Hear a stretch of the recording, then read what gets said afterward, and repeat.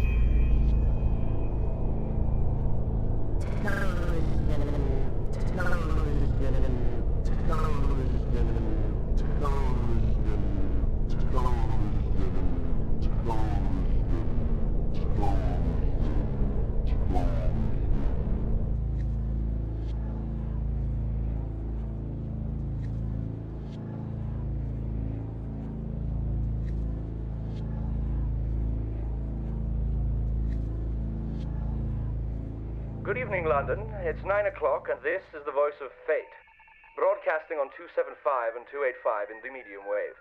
It is the 5th of the 11th, 1997.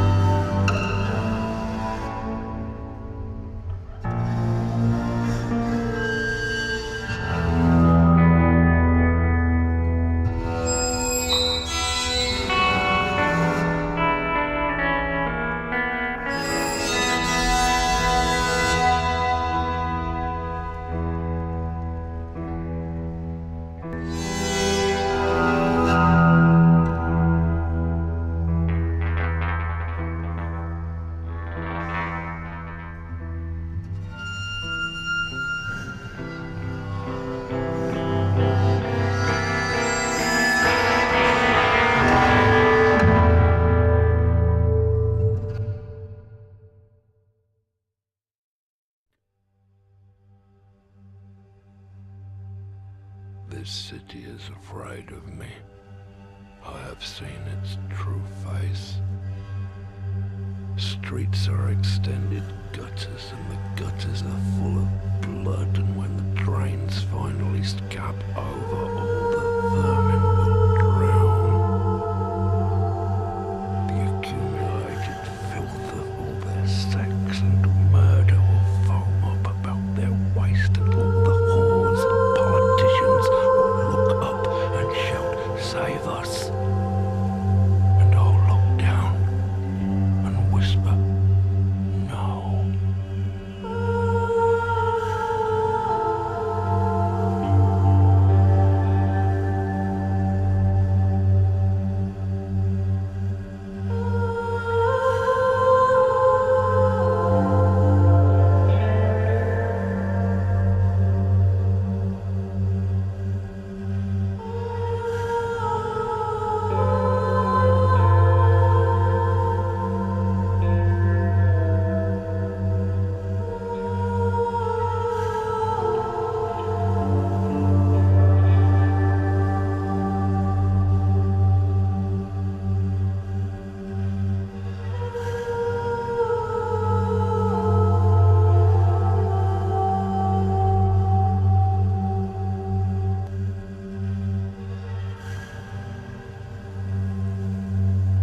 The one place in which gods and demons inarguably exist is in the human mind, where they are real in all their grandeur and monstrosity.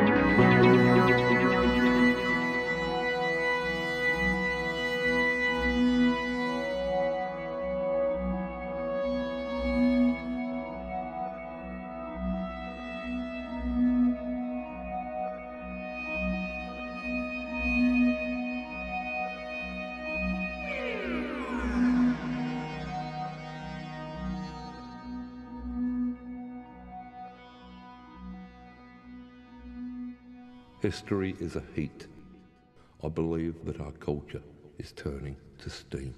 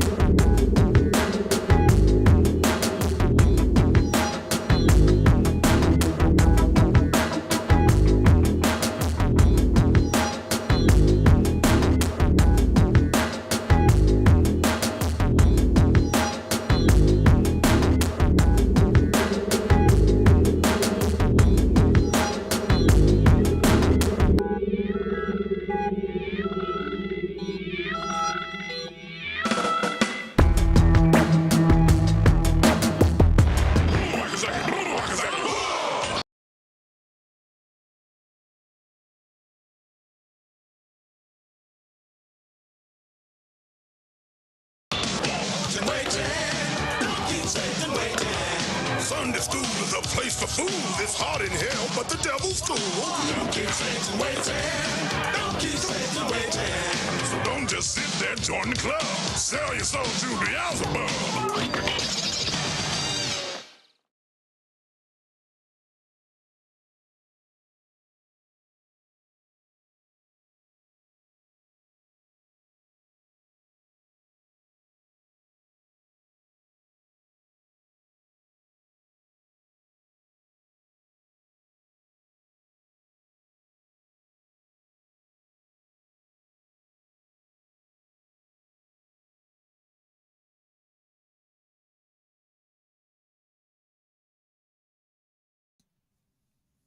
Hey, everybody, it's me, Count Jackula, your favorite stand streamer, now with sound. So let the sin begin. I see we've got Vampir's Coffin with us, Periagus, Giovanni, longtime listeners, Synthog, Cute Cat Girl, Cat Hermit, Chrome Bison, and we now have sound. Hope y'all are doing well this post 4th of July. I had both a good and a rough 4th of July. I saw some friends. That was good. There were some down moments. And I want to talk about the down moments, actually, because it's got me thinking. But I want to warn you. This is thinking about very sensitive topics. And that sensitive topic is current politically correct language, because I can't come up with another good way to describe it. Because I have never been a politically correct guy. I never have been, always to shoot it. Never found it to be overly useful.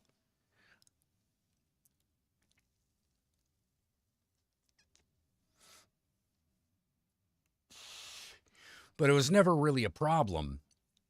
That was never really a problem until the days of social media, where the politically correct phrase or word became tantamount to identifying yourself as one way or another. Not only did it start to indicate how you felt about a certain topic, which was often wrong, the assumption was often wrong.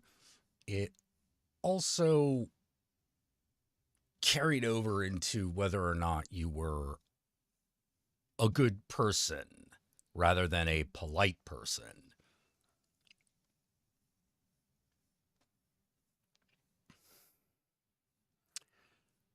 It's rough. And now that we are in a world where that sort of interaction honestly is starting to break down, and it is breaking down badly, primarily because of the Gaza conflict. Each side has an effective slur for the other, and each side has its own politically correct way of dealing with such things. And that is a recipe for complete disaster and utter miscommunication, because it can't help but not.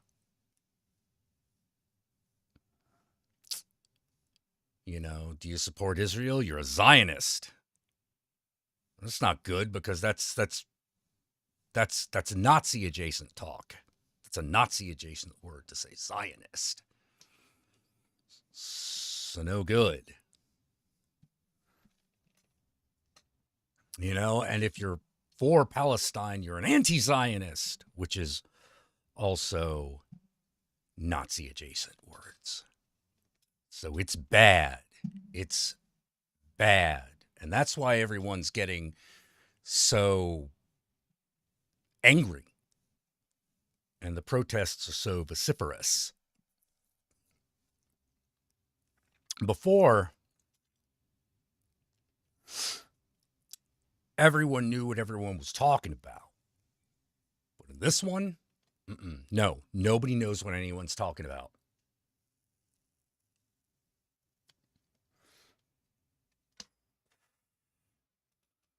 Everyone's only listening for those sounds, those words that indicate whether someone is on your side or not. That's not good. That's not good in something like this. This ain't music. This ain't, do you belong in this club or not? This is international politics. And that kind of thinking is bad. Very, very, very bad. Just at its base.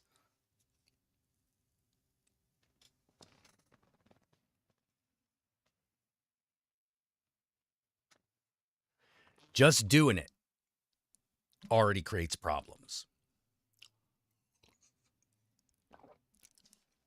This is further complicated by the fact that it is a hard subject to be neutral on, because it involves so much death, particularly death of children. It's hard to be neutral on that. It's difficult because it gets you in the emotion. There is a way to be neutral, but it is not a fence-sitting position.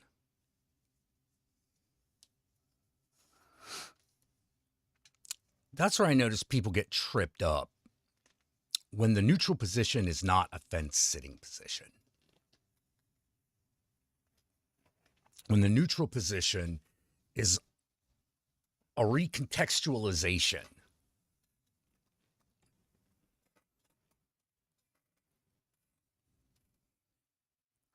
And you can tell when the recontextualization is the truth, because it will ring truth. It will ring truth. And that's why I say that whole situation is, it's not about whether you're anti or pro-Zionist. It's about whether or not you are pro or anti killing children.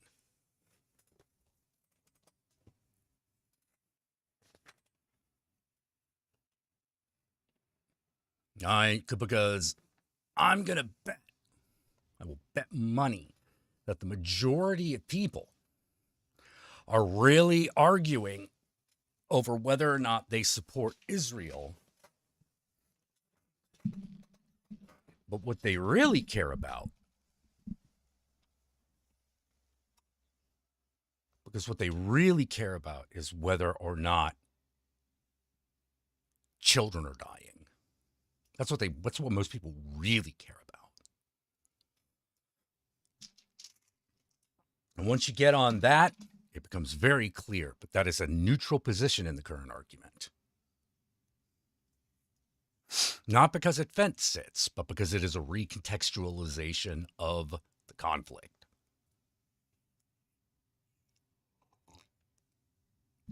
Because it's saying neither side of this conflict has my support. Because what they are doing is abhorrent. We feel like we need to pick a side in the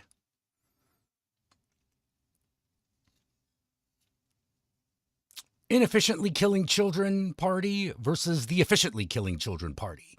But since we do not live there, we do not have to make that choice, and we shouldn't.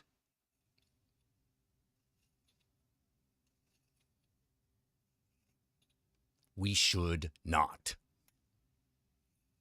The position is whether you're okay with a certain amount of children dying over this. If you're not okay with this, how many children do you think should be allowed to die over this? If you think none, cool.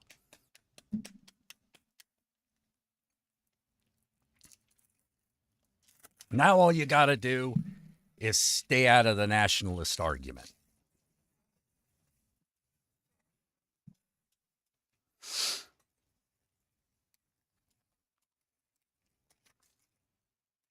Now you can make demands like, well, Israel, we're willing to support our allies, but we're going to protect these fucking kids.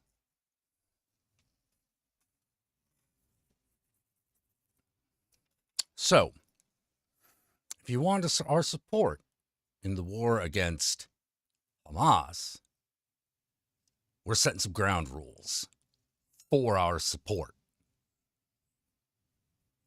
And if we don't like how you're doing things based on these ground rules, we're out. Solve it yourself. We're out.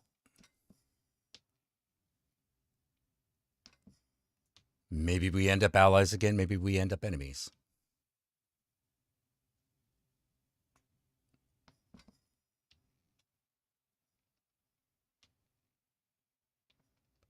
We're America. We can do that.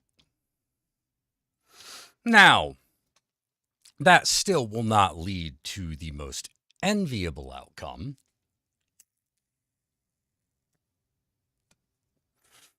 But it's a choice. It's a decision. And an ethical one.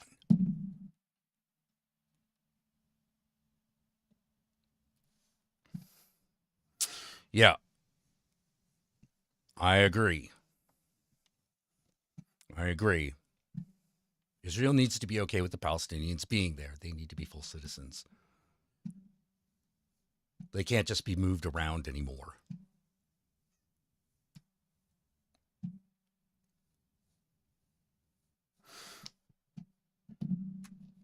Full rights, full participation.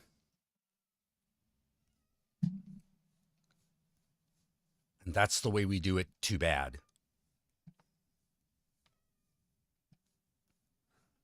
If America can work as well as it does, which I'm not saying is great, but the fact that it can at least function at the level that it does while providing citizenship for its former slave class,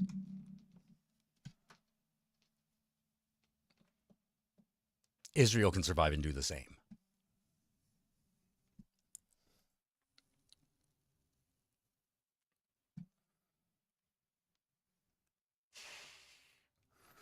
Anything less is genocide.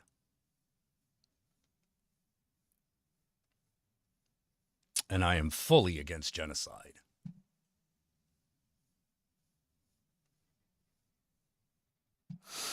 Nature decides that shit. We don't. Because we are wrong, wrong, wrong every time, if nothing else.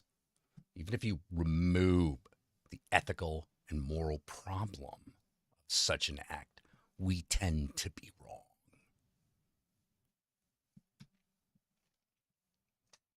That's why eugenics doesn't work. That's us saying we think we know what's better for the human race than nature. Bullshit. Wrong every time.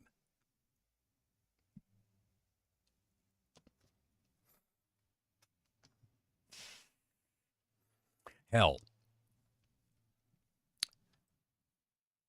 it creates big enough problems when we try to do that with plant life. Because we do.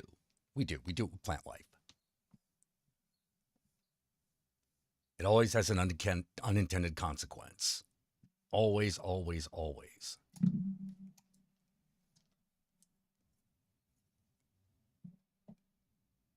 No, it doesn't have to be that complicated. And that's why I feel like the actual arguing and its context is a psyop.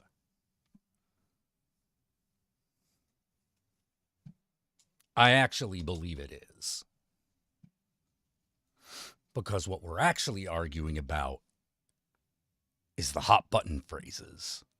But all the chosen phrases people are using lead to white supremacy.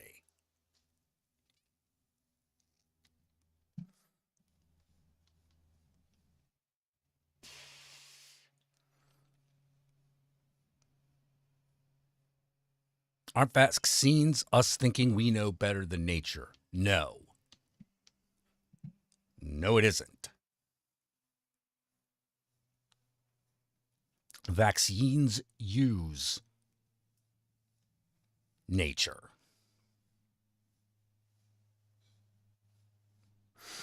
It is using nature in order to stop something that is creating genocide on us.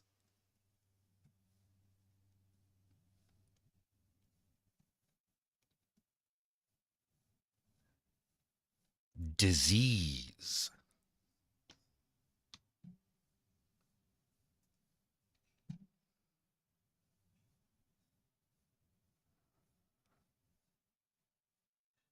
Genocide is virus behavior.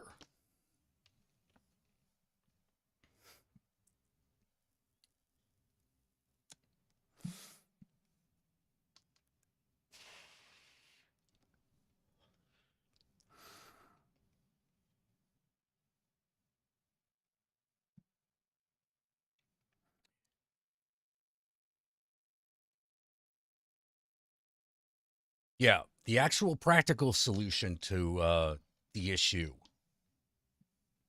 is complicated, but the moral choice is clear. We are against the killing of children.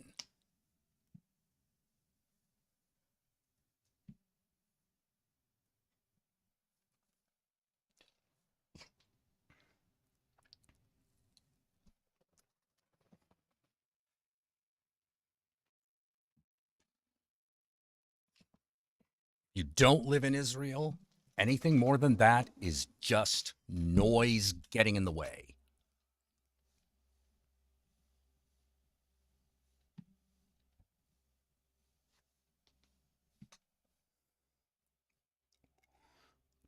You also got to remember that a vaccine comes from a position of no, we don't know what's going on.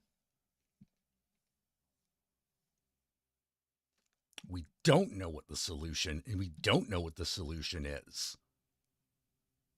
We know we want to make a vaccine, but how do we do that? How does this thing work? An effective vaccine, you have to calculate how every little piece works.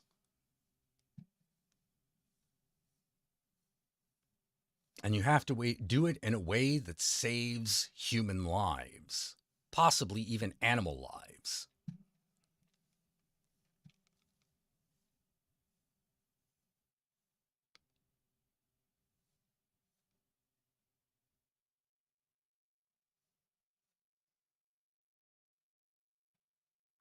Vaccines are us working with nature, as is most medicine.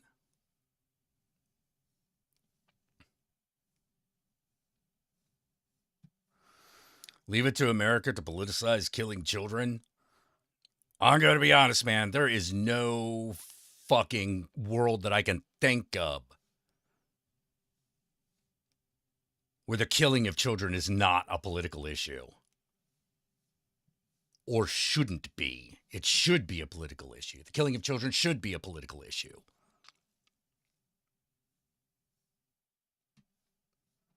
The problem that we have is that we often don't make it that way. And for stupid reasons. A lot of them religious.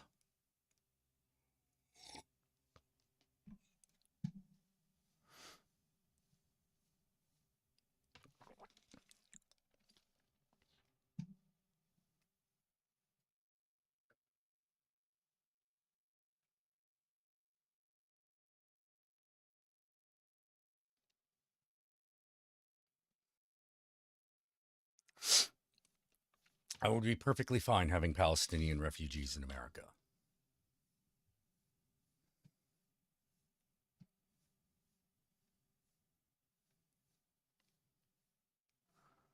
I'd be perfectly fine having them in my neighborhood.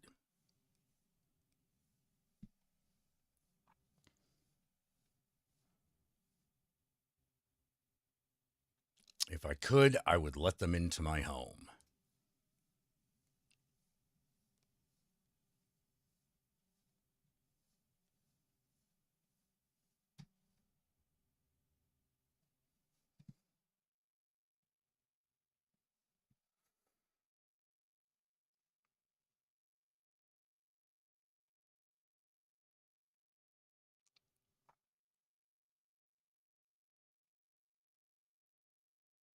Yep. A lot of people would. A lot of people would be totally okay. Totally okay with it. They probably wouldn't even notice. Yeah, religion does ruin people's sense of empathy. It does. It does. Particularly monotheistic societies where there is only one authority.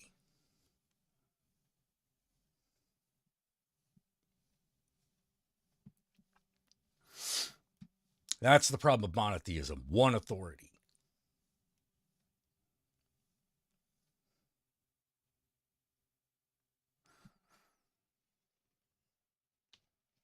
We should have many gods and have many gods recognized as being part of the culture.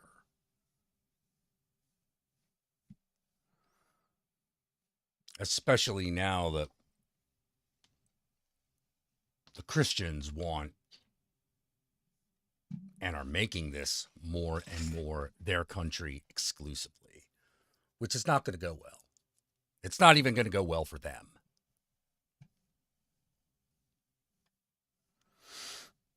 Because at the end of the day, moves like the one the Supreme Court makes set America up to be an authoritarian theocracy. And it won't just be us heathens that suffer. They'll try to collect us first. And then, after that, they'll collect the other Christians that they disagree with. Oh, and then those concentration camps get real full.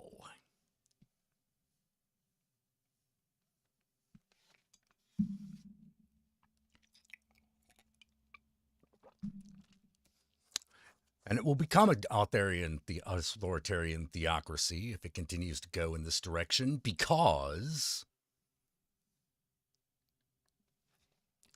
when the government has decided it gets to make rules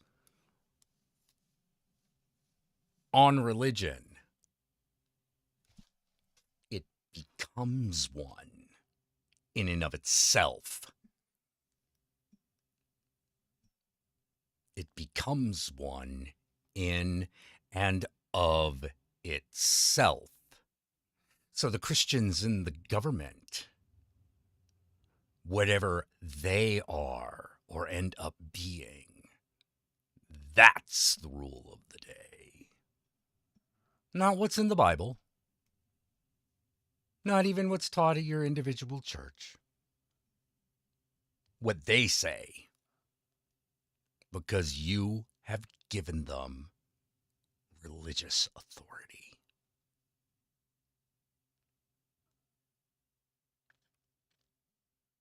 It's been given to them.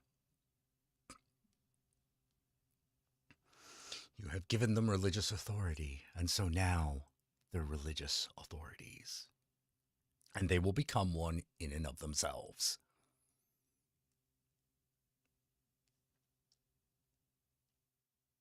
Oh, they don't happen to like Pentecostals, that administration?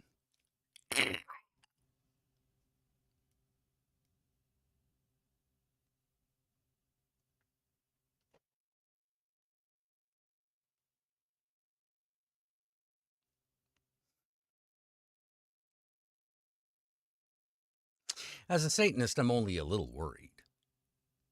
I mean, I'm a very out figure, but I'm not super well known. I might get arrested and thrown in a gulag. But when they realize how few of us there are, and their problems aren't fixed, they'll find another scapegoat immediately. Immediately. Whoever they don't like. Whoever they don't like.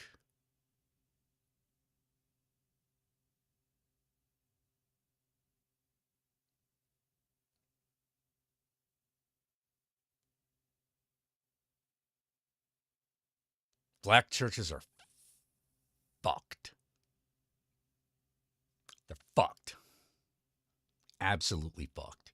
You think that they're not going to use that as a way of fucking putting black churches down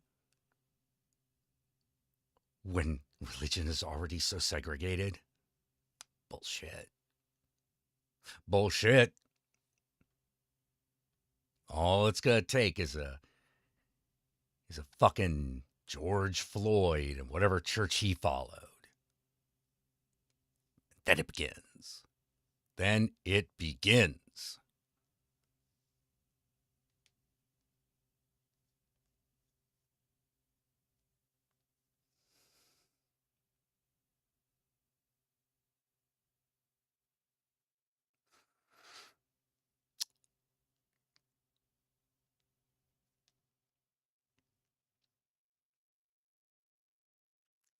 Begins. Then the other thing that is very interesting might happen as a result of this.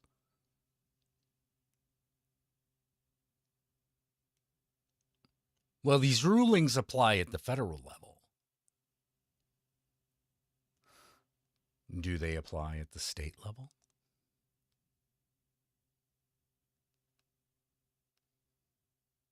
Big question. Because everyone's just been going with the federal government ruling. What if a state changes its mind?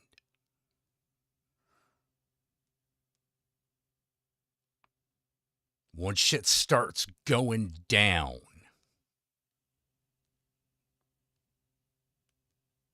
which it will, that argument gonna come up. That is gonna come up. I don't know exactly how, because I am not a lawyer. I do not understand state's law that much.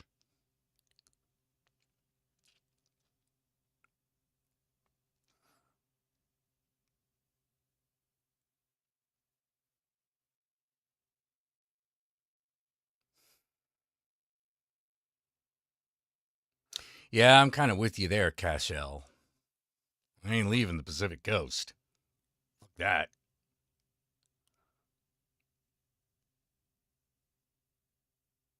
But we're potentially looking at a world where Mexico will have more freedoms than we do.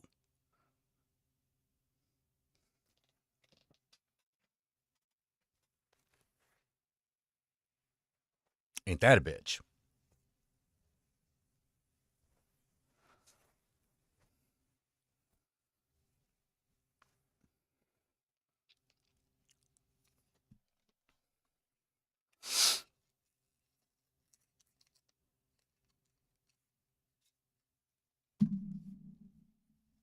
Oh, yeah, federal supersedes.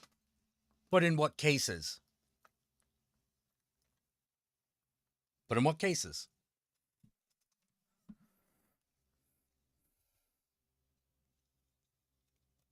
Like, everyone got to do what the feds say.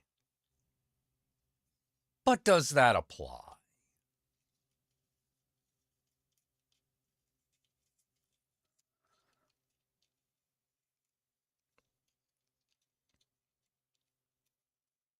No. Trust me, wheels are turning on that one. Wheels are turning on that one.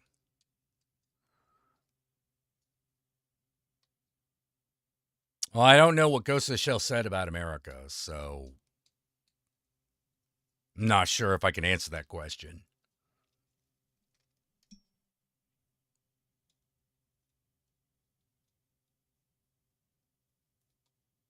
But I'm horrified at the idea of America turning into an authoritarian theocracy.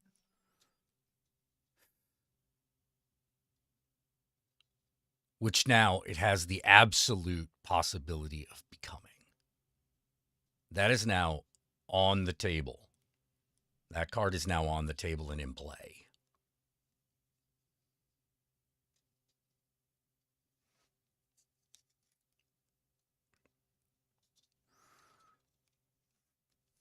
All it's going to take is the wrong people in charge.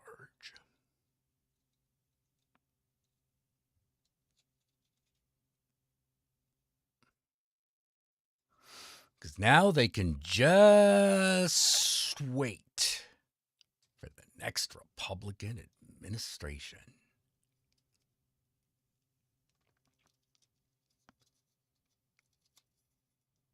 That's all they need. That's all they need.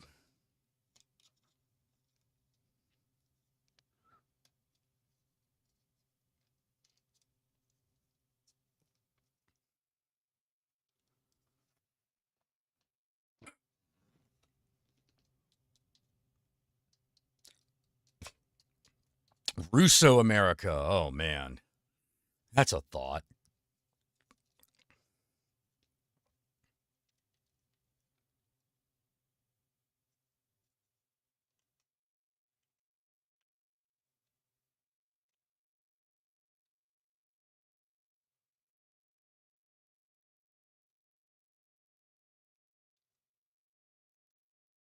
No, we'll be, California will be like Pacific America or Western America.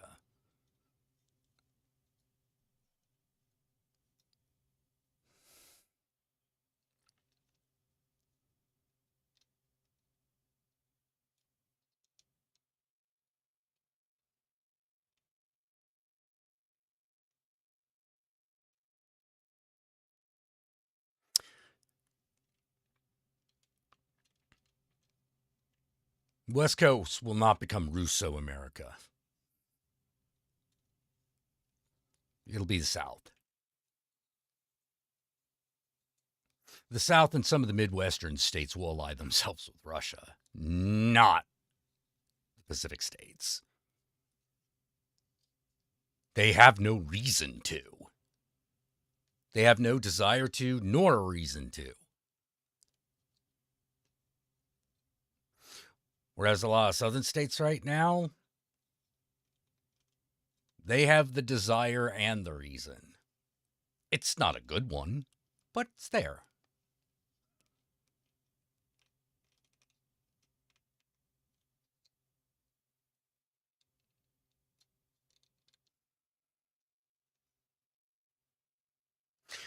Oh, no. I'm expecting that we're going to start that.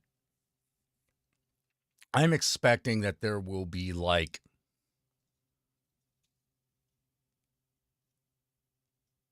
There will be a lot of demonstrations. And then we'll see what happens.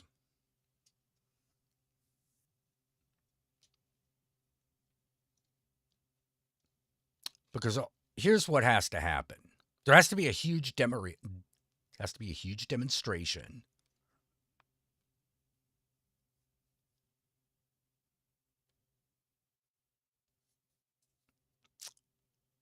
And then the cops openly fire on people.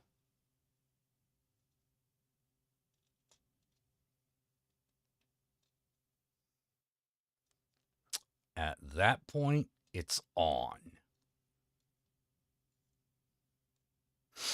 It's on. We have the Rodney King riots. Oh, sorry, not the Rodney King riots. The Martin Luther King Jr. assassination riots. Then that starts happening. It's not going to end for a while. That'll go on for a few years.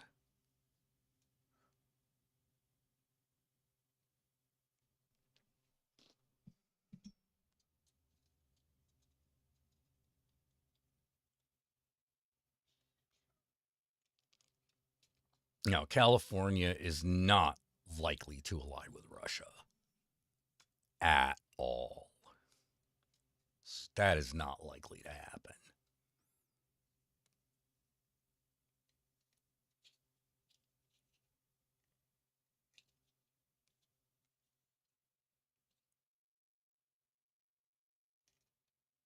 Maybe Colorado too.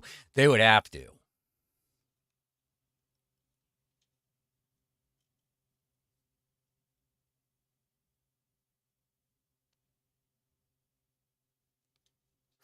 Either Colorado joins or it becomes contested territory, which I'm going to be honest, which Seattle, Oregon, and California would be fools not to try to annex. Fools. That's where so much water comes from.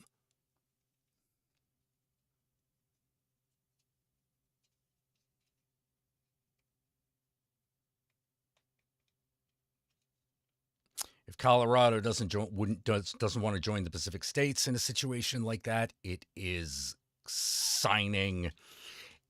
resolving itself to war.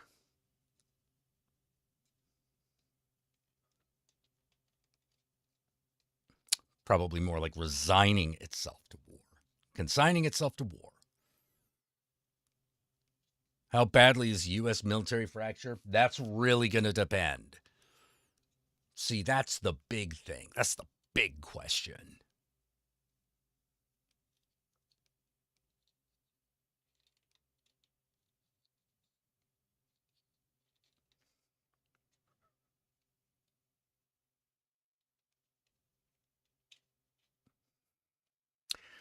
Because we don't know. Because if it goes along ideological lines,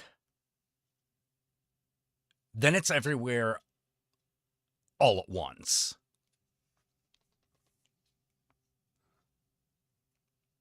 If it splits along ideological lines, it's everywhere all at once.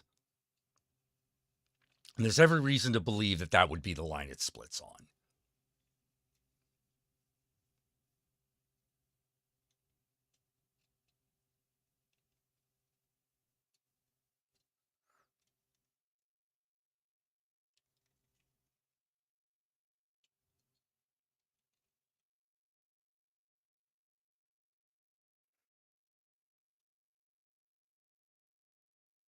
Because then the Joint Chiefs have to go, then the Joint Chiefs have to decide whose side they're on.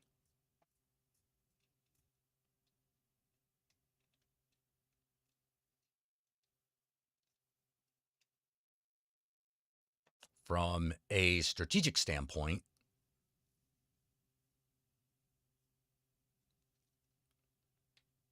the Navy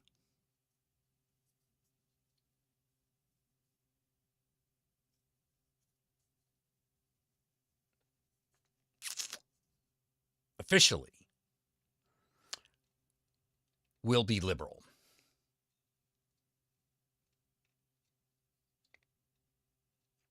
because the areas in which all the areas in which they have defenses and all the most, not necessarily all, but most of the really important strategic naval areas are highly liberal.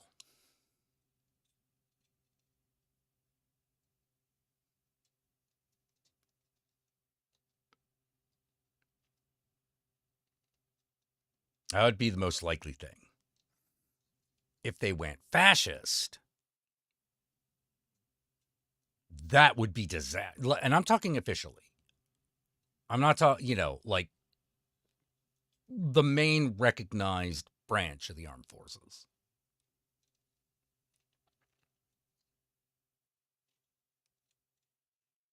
Yeah, Navy's pretty liberal. They will probably tend to turn that way because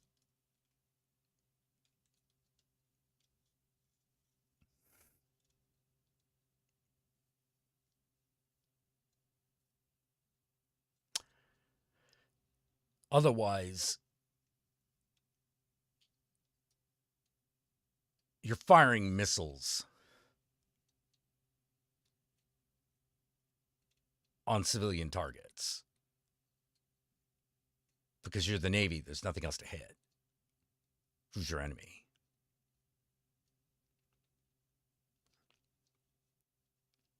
It's possible they could, but I guarantee it's not going to be smooth.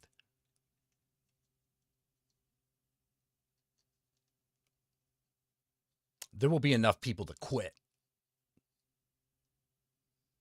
Hell, there will probably be enough people that'd be willing to kill a superior officer over an order like that.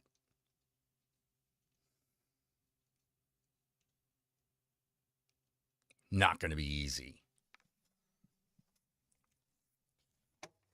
So they'd probably go liberal just to keep the fucking Navy in one piece so that they could actually have a Navy.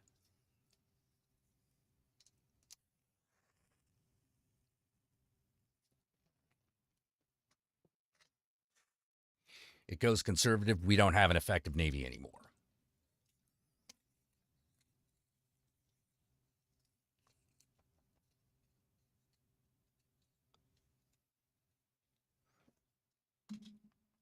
Army's a little bit different. Army will probably the Army will probably split.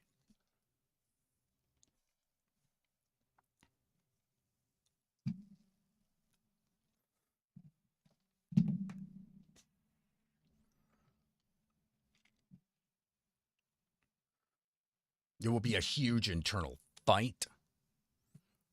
One half of the Army will go one way, the other half will go the other.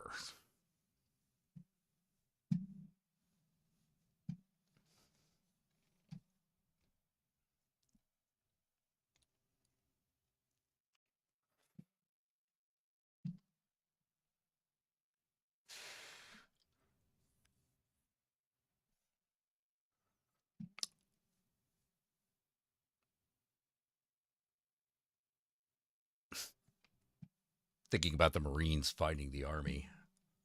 I'm sort of like, no, the Army wins.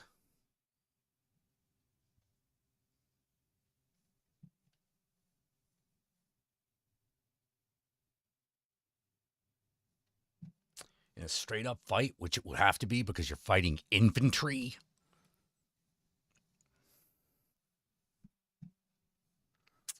Yeah, the Army wins.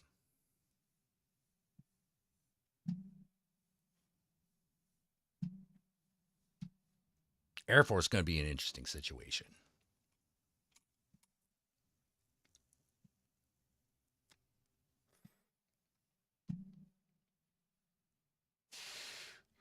Air Force will have to decide whose side they're on. Because if they split, they have to rearrange everything. Everything. They have to rearrange everything.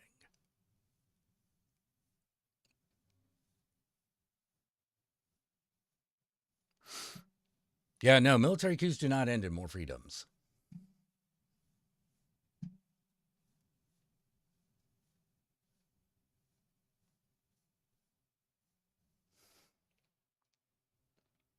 So when it comes to the presidential election,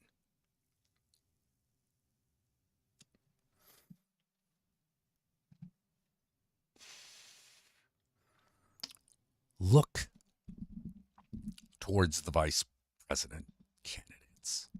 Look towards the vice presidential candidates.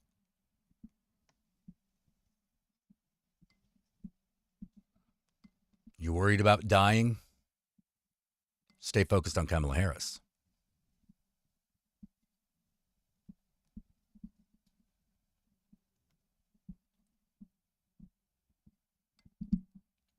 Worried about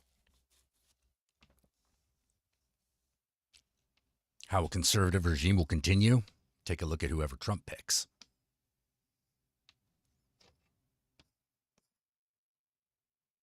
I don't think it's going to be fucking Dude Boy from last time.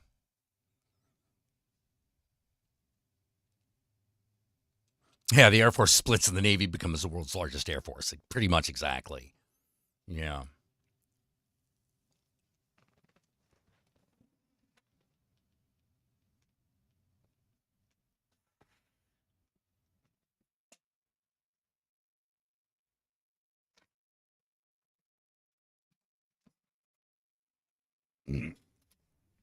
Basically, what I'm saying is because of the way the military is entangled,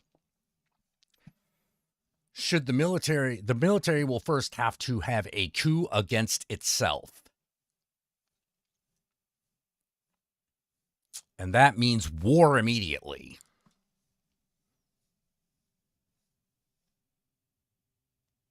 It could happen. It could now happen.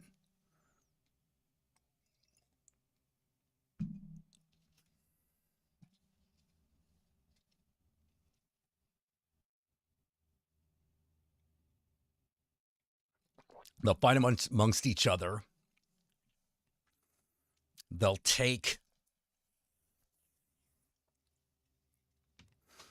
They will take and control territory. They will try to defend it.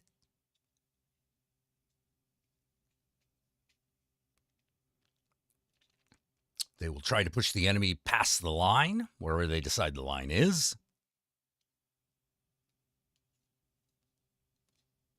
And try to make it a more traditional war.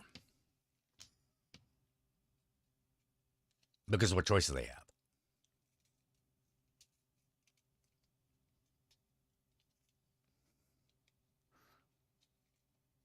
And at that point, business ends.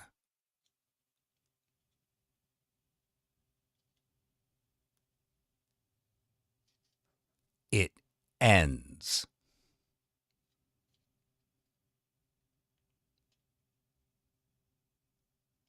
It becomes all about the war effort at that point. 100%. And the businesses will have to take sides. All of them will have to pick a side.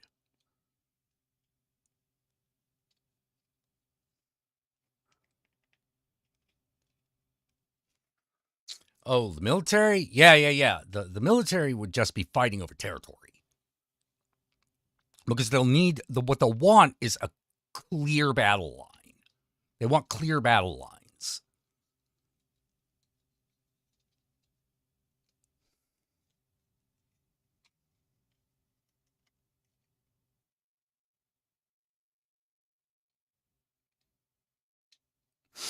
The military splits, the first thing that happens is in each individual area and camp, they start killing each other. The victor then moves on.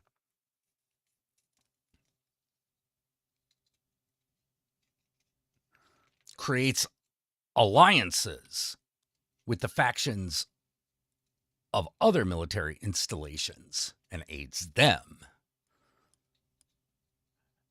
And if by that point one side isn't successfully quashed, it becomes a straight up war.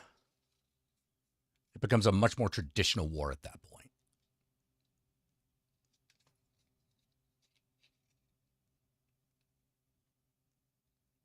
Oh, the various Native American nations? Yeah, they'll get caught up in it. They'll get caught up in it. There's no way they don't.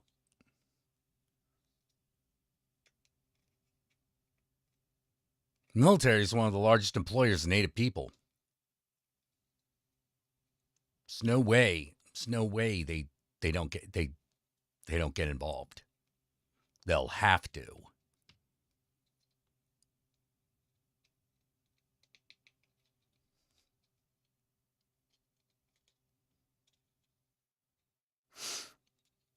In the American Civil War, they're even involved in the American Civil War, the last one. You know, they're involved in that one. Oh, battle lines for what? Oh, which is the real America?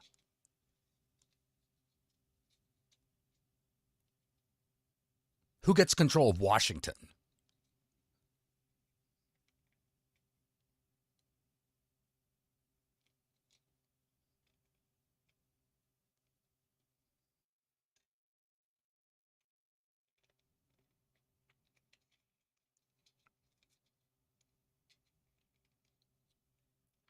You know, and if the West Coast forces cannot take Washington, they will set up a new capital, most likely in Sacramento.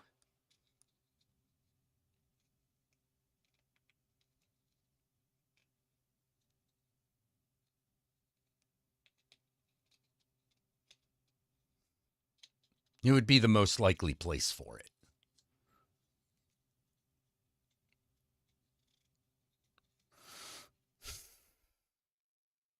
So once again, I would be within stone's throw of the nation's capital, which would not be, well, by that point, I have bigger problems to deal with.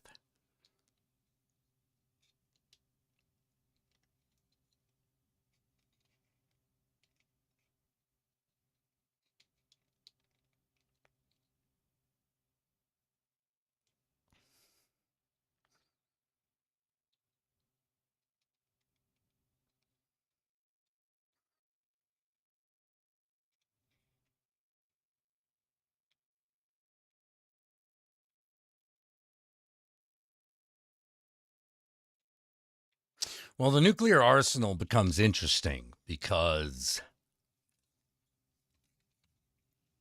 they're going to fight over that.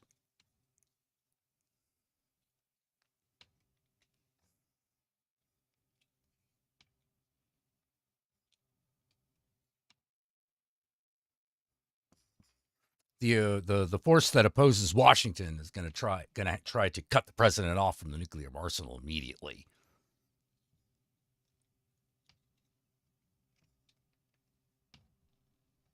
Like, that's going to be a priority.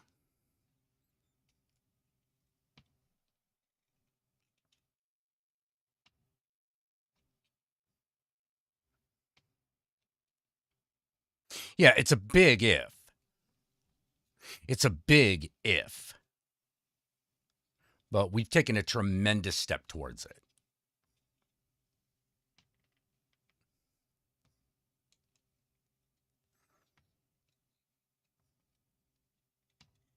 If we do move a new capital to Sacramento, we will have to do something about all the Trumpers in the area. Oh, yeah, don't worry. It'll happen.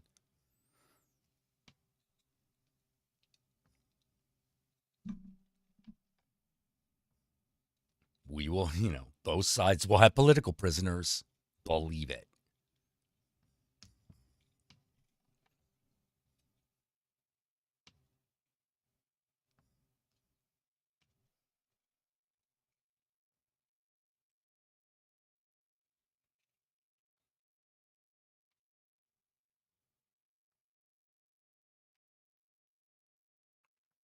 And it's going to come down to which side is going to be more humane at that point.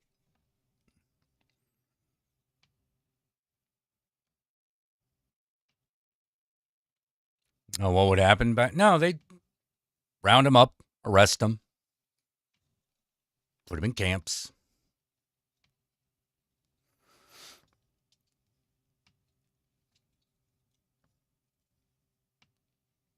There wouldn't be a choice.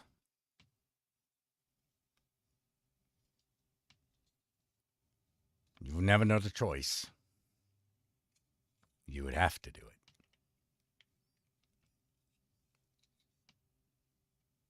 Oh yeah, if shit goes good. Oh yeah, totally, Flashman. Don't worry. Yeah, I don't know how much better off we're gonna be, but you're welcome to suffer in company.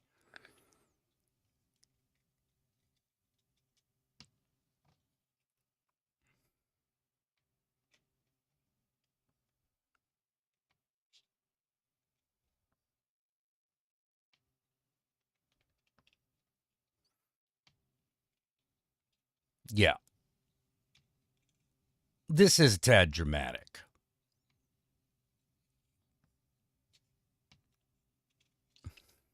because it still relies on a lot of ifs.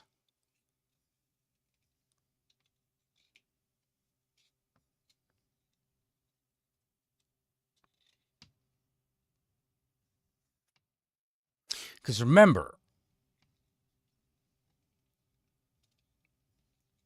the military could always go, yeah, we're not doing that.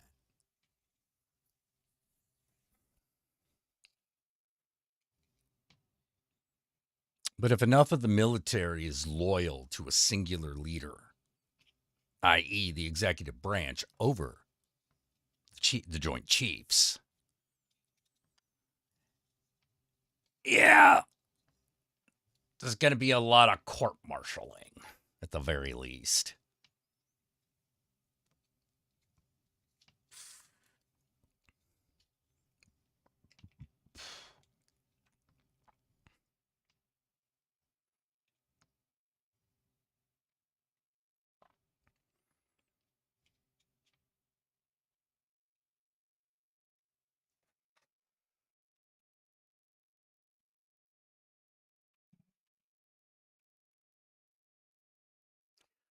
Oh, yeah, Flashman, you're absolutely correct. Like, once they're done with, how to put it, once they're done with the blacks, they'll move on to the Jews. And once they're done with the Jews, once they got that going, yeah, who's really white now? Which countries immediately start accepting refugees? Canada.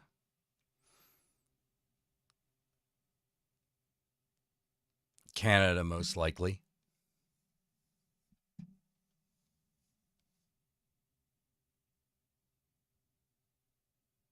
Taiwan will most likely accept some, as will Australia. I mean, of course, you'll have to make it to the West Coast.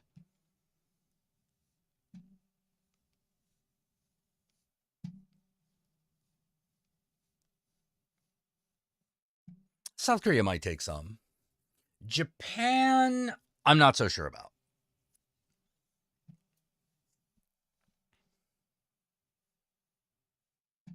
Japan is not as open a society as Taiwan.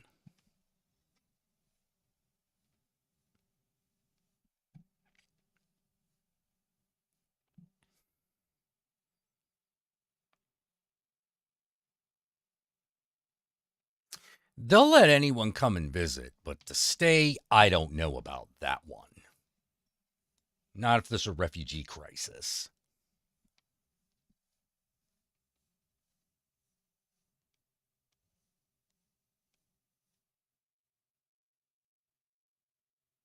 Hard to tell, cute little cat girl. Very hard to tell. It would depend on a lot of things.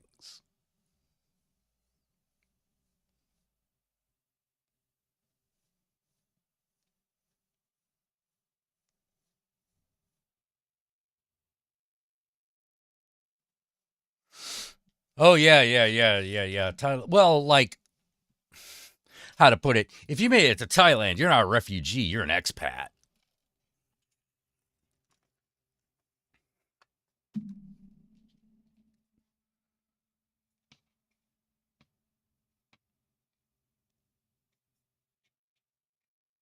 Yeah, I agree, Cashel. Like, Japan won't want to get involved unless they have to.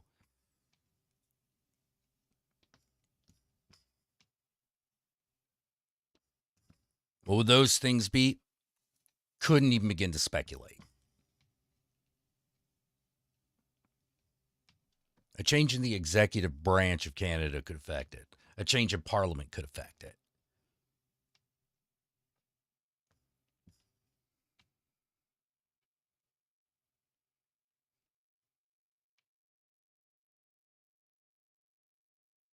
A lot of people try, probably a lot of people try to get into Puerto Rico.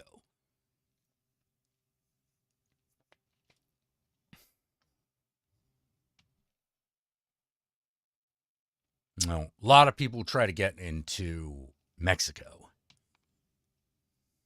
Mexico will definitely have a refugee crisis on its hands.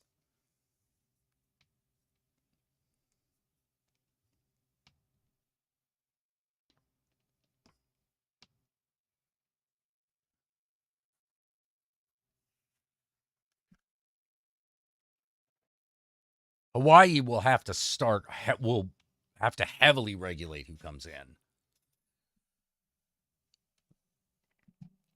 because it's just not that big.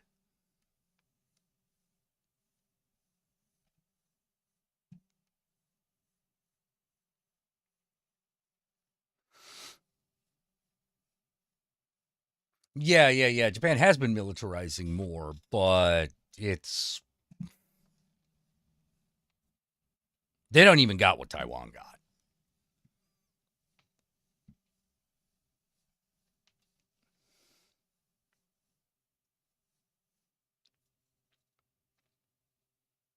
Yeah, I'm not a fan of this. Yeah, no, I'm not a fan of this at all. You know, I'm not liking it.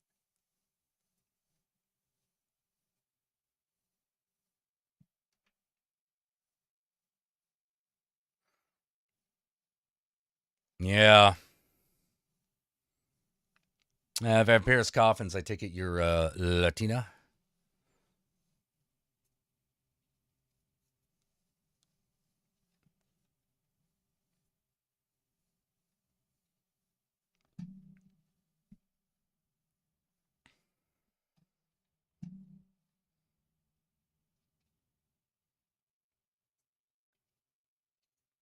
All right, good night, Cat.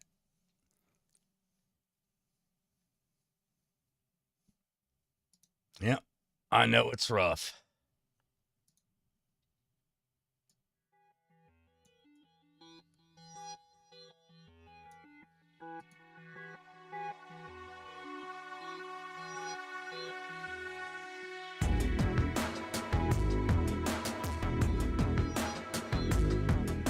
Okay, I see. Was at half.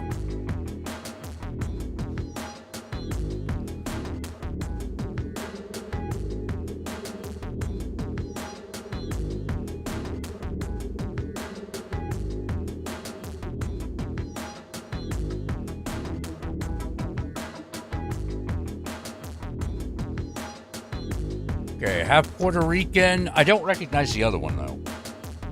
Not off the bat. All I know is it's not Mexico.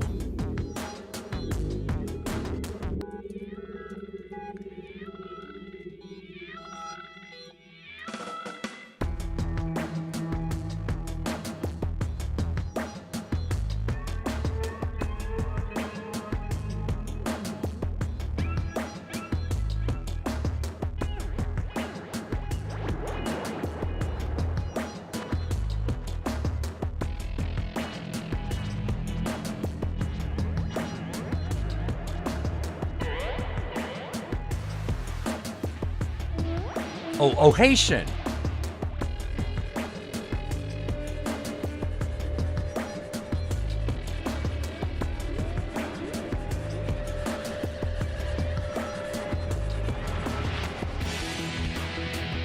Oh, a Puerto Rican, half Haitian.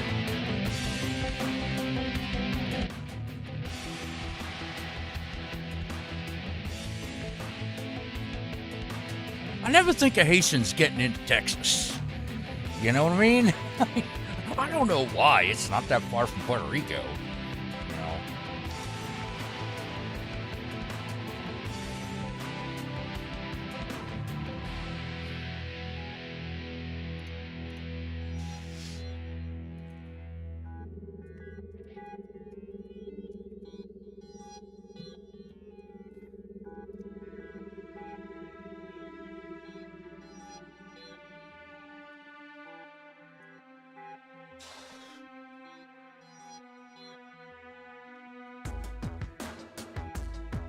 In fact, Puerto Rico is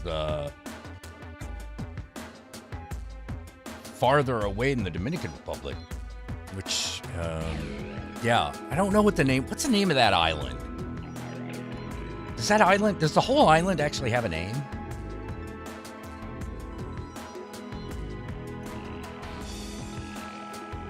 Because, like, the island that Haiti is on is split between Haiti and the Dominican Republic.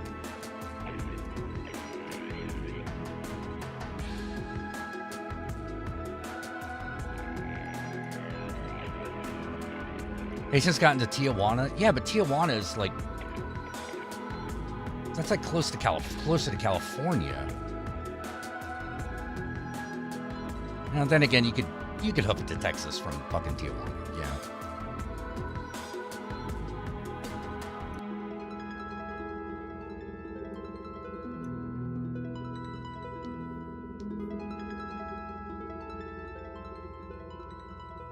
Oh, the island is called Hispaniola?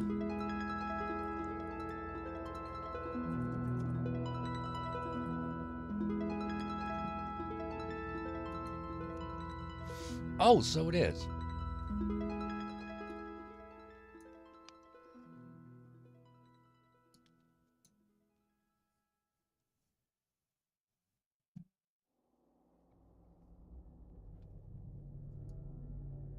Yeah, so Hispaniola is actually closer than Puerto Rico. I don't know if it's easier to get to from America, but it's technically closer. In my work as an author, I traffic in fiction. I do not traffic in voice.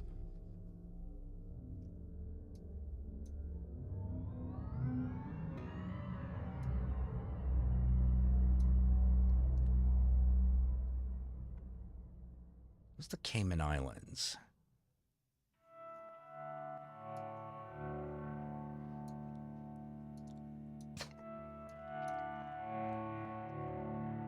Oh, there they are.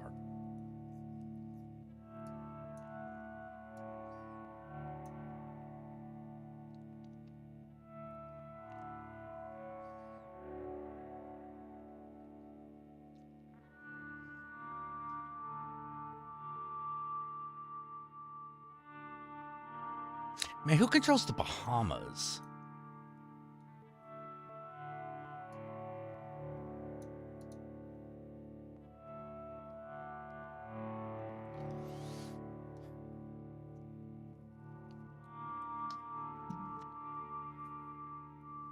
I found myself surrounded by a monochrome world with limited opportunities.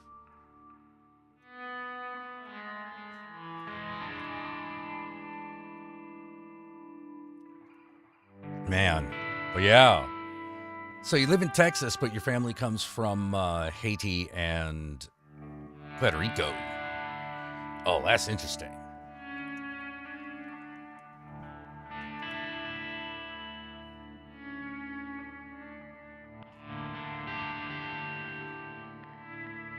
So, I have to ask.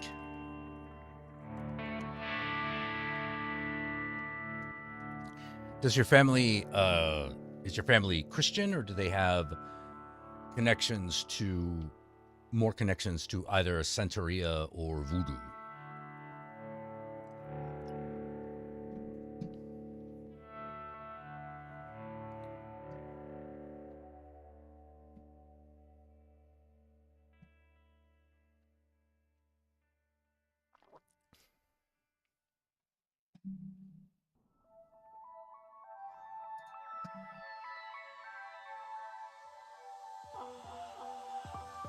I'm going to actually wait for an answer on that one because I'm curious.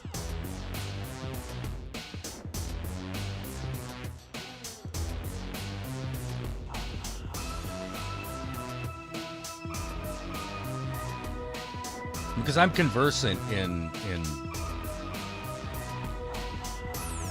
both of those. I mean, I only speak English, but like, I have an academic's knowledge of both of those, both Santeria and Voodoo.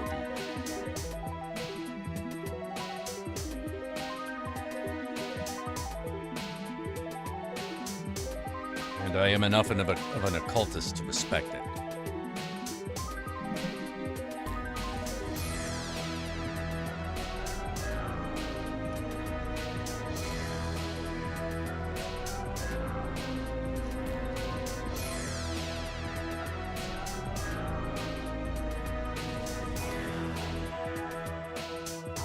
Never dealt really heavily with the Loa, but I have had brushes. I've had brushes, and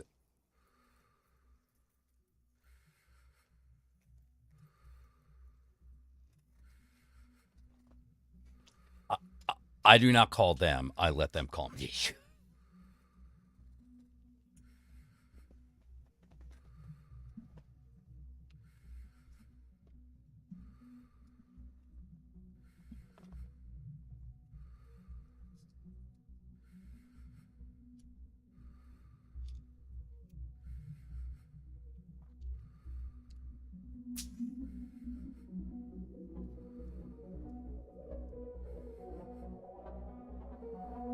Let's see. Mama's from San Juan. My dad is from New York City. Oh, okay.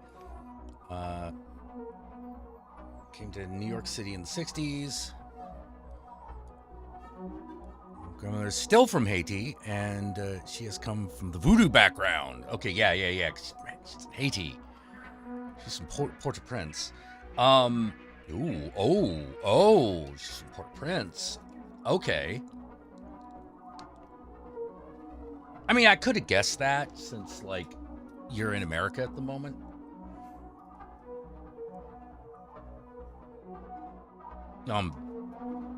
That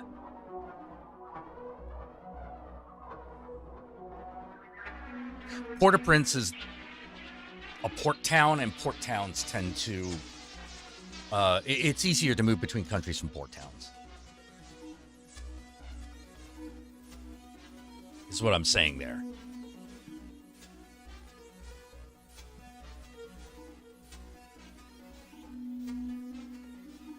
Was your grandmother a practitioner, or was she an Ongan, or was she no, she wouldn't be an Ongan. She'd be a Mambo. Would she be a Mambo, or I forget what it's called when you're just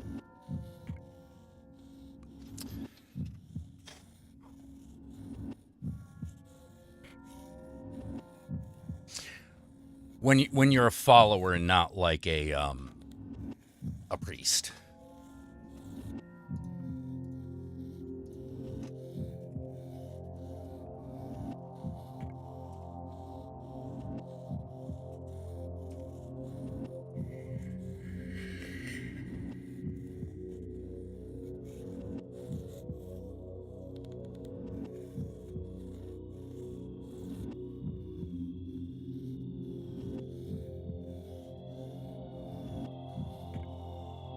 Yeah, I am mainly familiar with Louisiana voodoo. So I know that there are a lot of differences between Louisiana voodoo and Asian voodoo, but I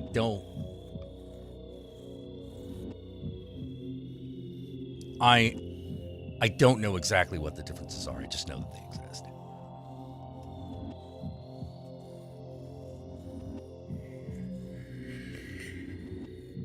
Like, for example, I do not know if Haitian voodoo recognizes Madame Brigitte. But I know Louisiana voodoo does.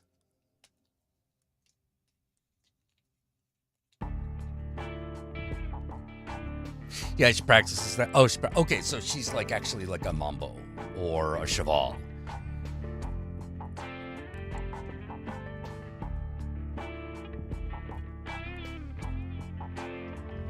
Like she actually like leads ritual and stuff like that.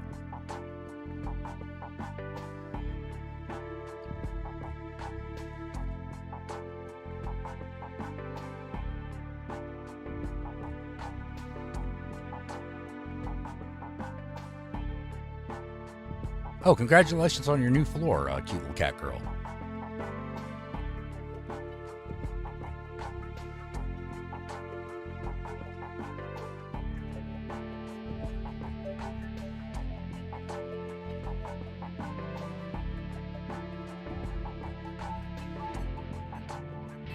Yeah, I also don't know if Haitian Voodoo organizes the Loa into houses.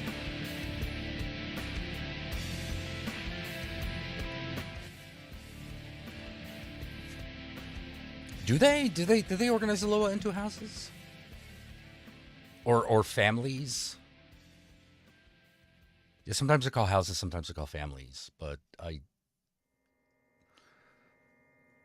I'm not versed well enough to know which is which. Oh, thank you for the $20 donation, Zarian. There's not very much. She spoke Spanish and French, and I was too young to understand, so she got sick. Oh, man.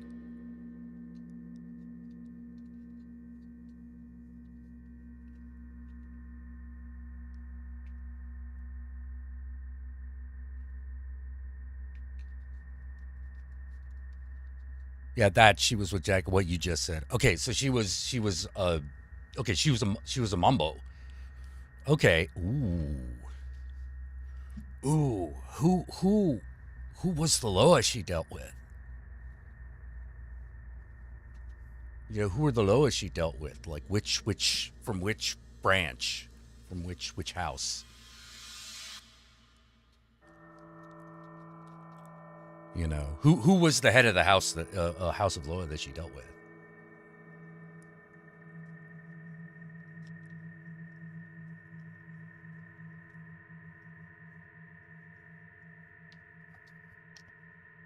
Yeah, it's good to see you coming back.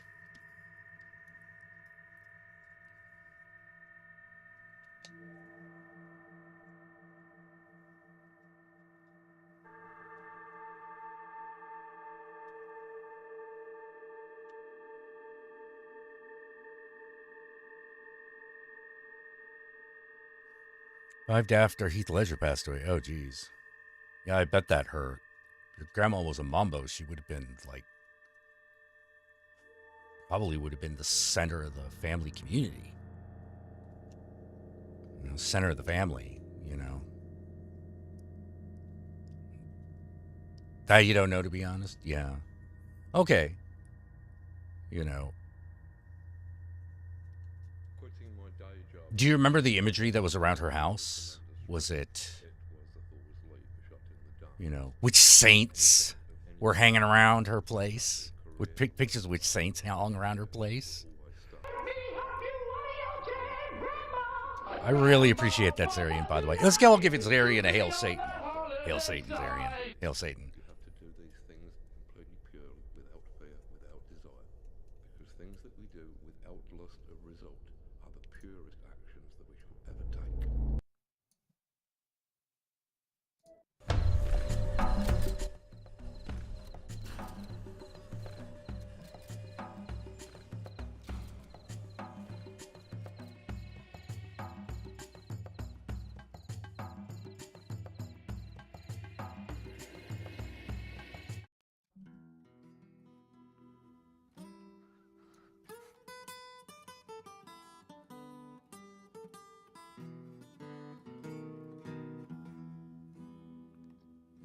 Death don't have no mercy in this land.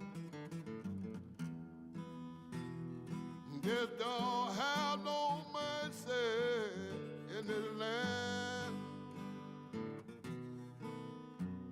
He'll come to your house and he won't stay long. You look in the bed and somebody be gone. Death don't have no mercy in this land.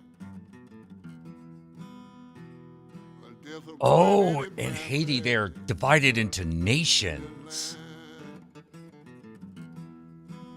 Nunchund. Death go in every family in this land. Which two, the biggest, are the Rada and the Petro? Well, they'll come Or the to Petwo? your house and they won't stay long. Well, you look in the bed and one in the family will be gone. Death will go in any family in this land. Well, he never takes a vacation in this land. Yeah, and Haitian Voodoo, the big, Well, on they'll never take a vacation in this land. The big one is Nation Voodoo is Papa Legba. Papa Legba or Met Kalfu.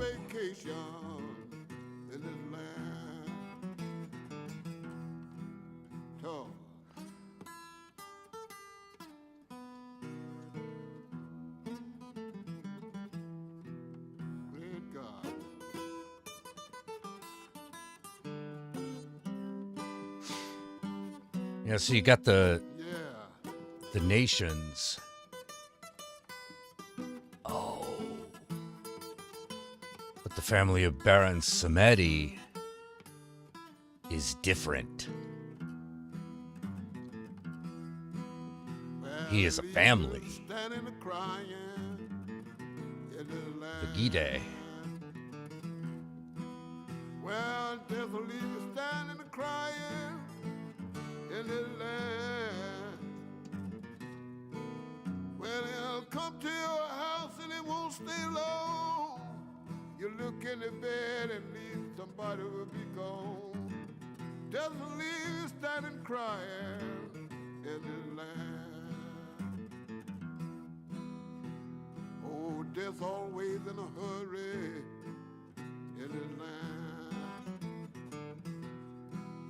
Oh, there's always in a hurry in this land.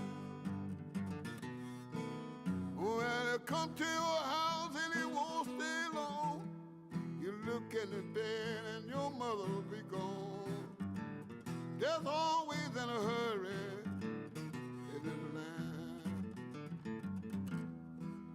Well, they won't give you time to get ready. Yeah, I'm like, in this land. sorry, I hope I'm not being like too weird about FM Periscopping. I'm now super interested in your grandma. Oh, well, they come to your house and it won't stay long.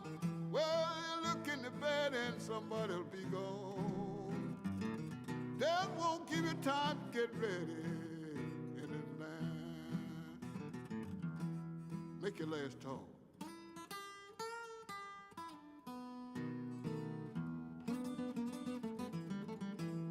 Talk to me then.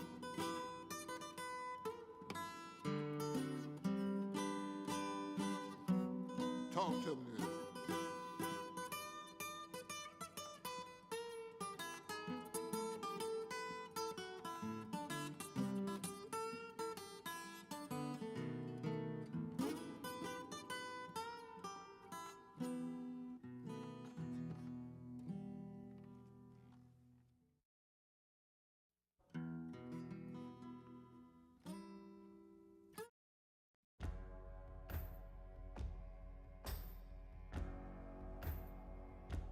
As I went down in the valley to pray, studying about that good old way, and who shall wear the starry crown? Good Lord, show me the way.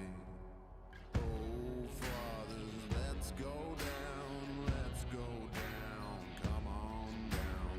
Oh, fathers, let's go down in the valley to pray. In the valley to pray.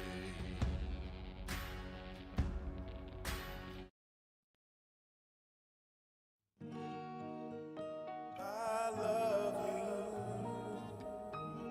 you. No, that's not it. Lord knows that I do.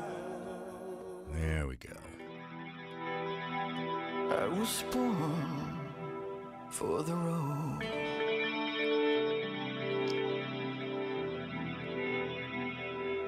A guest in happy homes. Oh my God, I'm stupid. Suffer 6 days. I'm fucking stupid. I just realized. You ever seen the for a movie True 7th Stories? day of passion. It was a movie done by dude from the Talking Heads. Doesn't change. It starred John Goodman. Not your status, not your age. Yeah, David Byrne. David Byrne. There is actually, it's all about Texas. In particular, it's all about this one area in Texas around this one town that basically almost the entire town works for Texas Instruments when that was a thing. And one of the sections of the story is all about Banungan, a voodoo priest, who is a priest of Legba, and he's Haitian. I never put that together.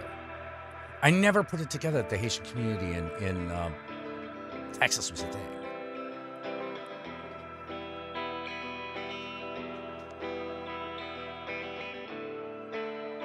I was born for the road. Oh, I'm following you on Instagram? I'm assuming that's what IG means. Following you on the gram. Want a taste of every happy home.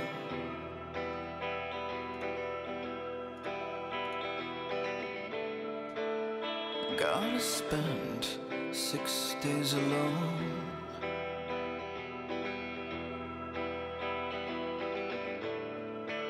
For a taste of Sunday passion. Are you Vampirus Coffin on IG as well? I wanna feel more.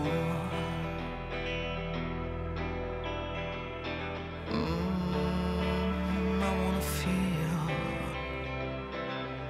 more.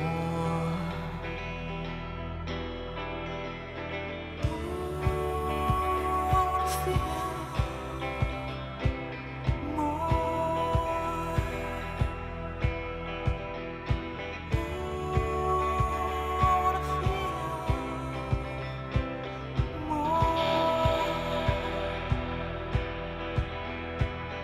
Only after storm can you feel the sun. Yeah, because I see a Vampirus Coffin here. Only after storm can you feel. Vampirus _ Coffin. Is that it? I mean, I could assume, but, you know, since I got you here.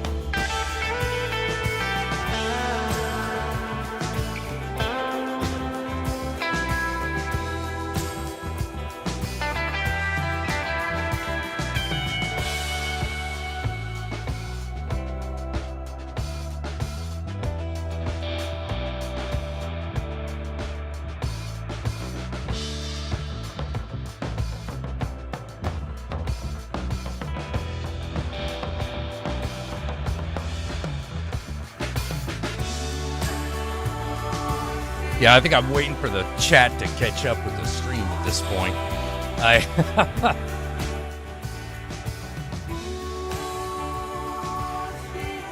I was at Vampirus Coffin. I was asking if your IG was Vampirus_Coffin on Instagram. Ecstasy, in the shadow of ecstasy, in the shadow of ecstasy.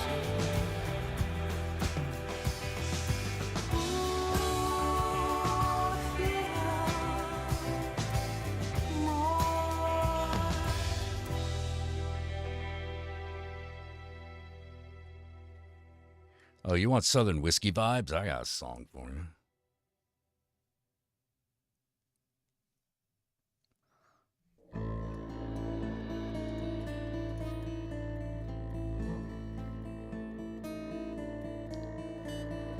Hush, my baby, hush. This ain't love, it's just a crush. And pray, my baby, pray. Hope to God he goes away. And cry, my baby, cry. Anything is worth a try, but hush, my baby, hush. If he hears you scream, he gets a rush. His dogs are running all around. I figure they're inbred. They're all crooked, they're all wicked, and I don't think they've been fed. And his neighbors would feel better if they chained him up instead. Oh, yeah, there we go. He's got a Chevy in the backyard, built in 1964. Body still looks pretty good, but it don't run no more. And there's still blood in the backseat, in them shoes that hooker wore. So hush, my baby, hush. This ain't love, it's just a crush. Pray, my baby, pray. Hope to God he goes away. And cry, my baby, cry.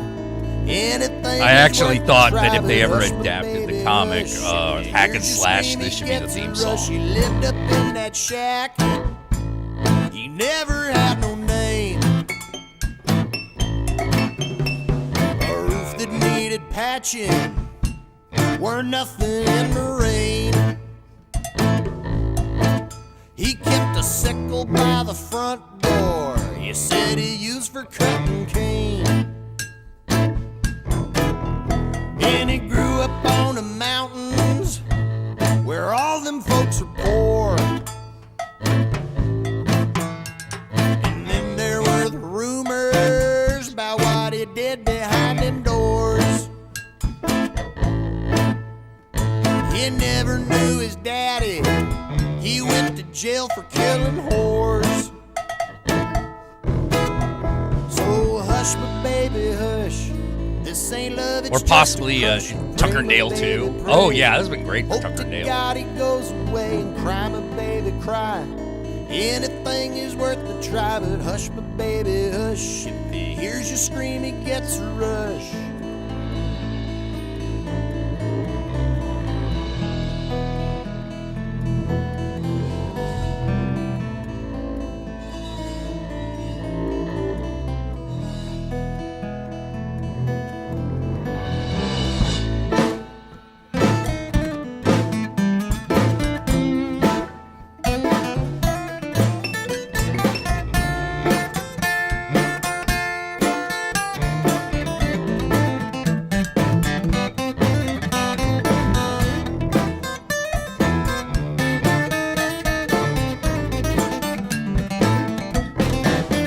Jeb Hollins was a good man. He never did no wrong. At night he worked the still. Sometimes he stayed too long. The Pine Box Boys. One morning when he come home, he found all his daughters gone.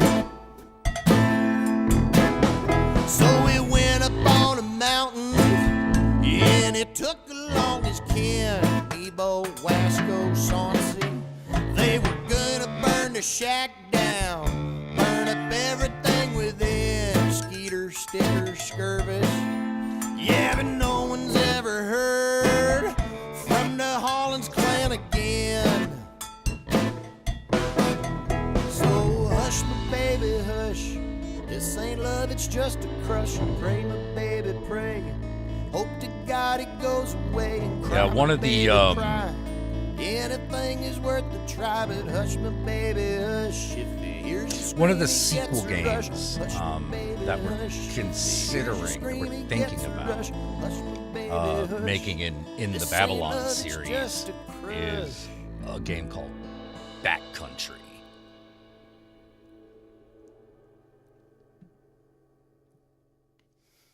Which is set in, like, Yellowstone, Appalachia.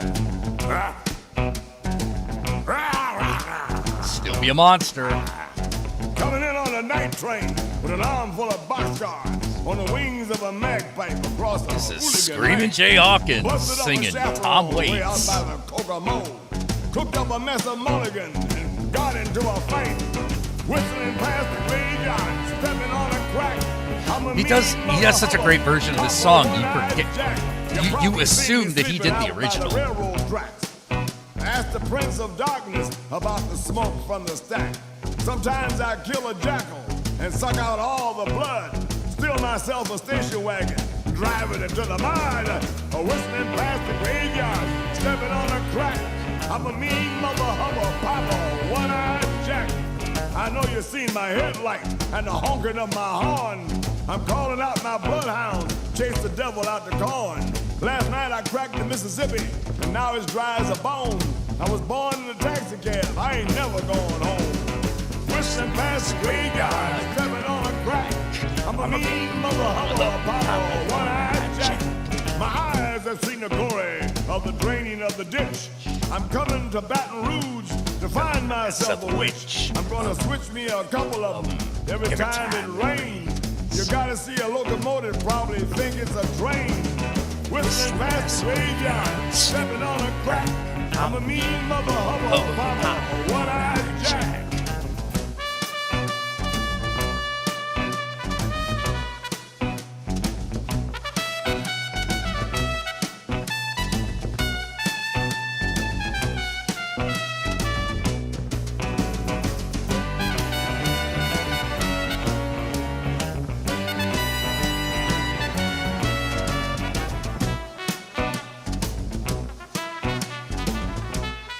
Yeah, Vampiriscope, and you should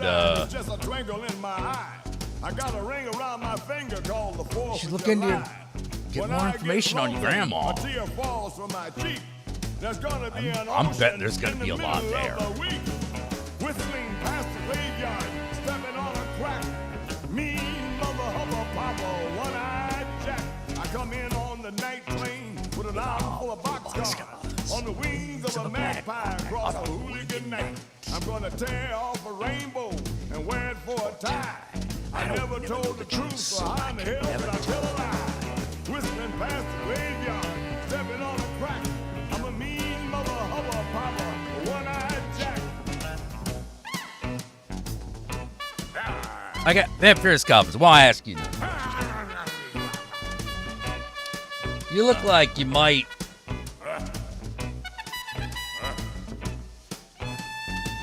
You look like an older millennial in your photos, so I'm gonna... By the way, love the Black Flag fucking tattoo. Love the Black Flag tattoo. Hey, Alexander, how you doing?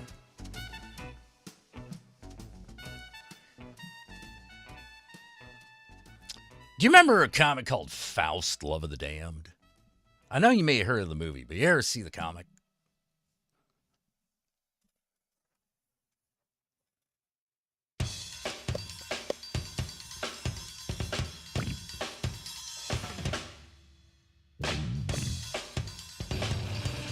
Now, y'all know this one, I'm sure.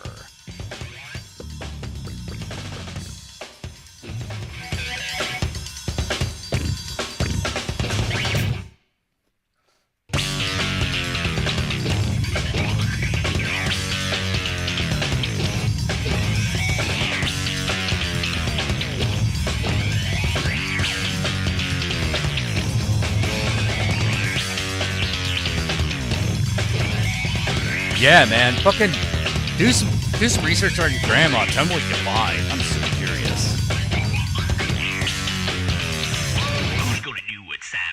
It's fucked up.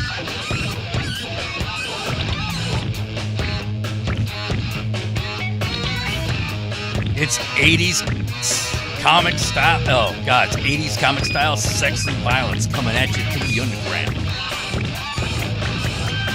The comics underground. Damn.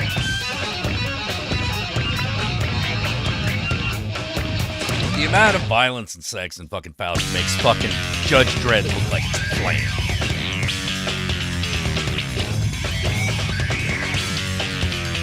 Oh yeah, some good shit.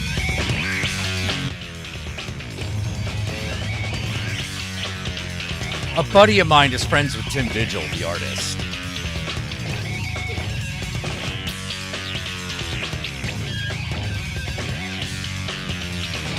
Who's gonna do what Simon says?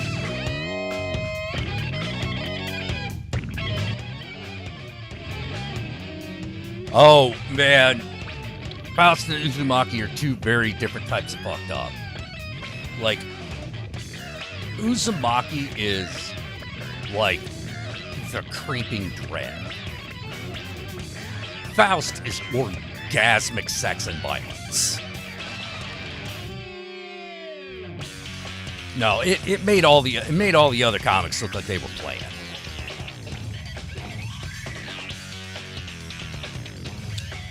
You know, name me another underground cartoon, underground comic that was about sex and violence, and I guarantee you Faust is still top.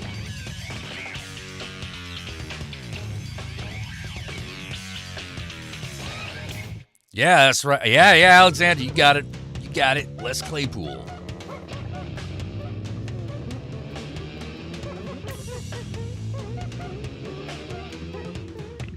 Les Claypool and the Flying Frog Brigade from the album Purple Onion. Wham-ola, name of the song.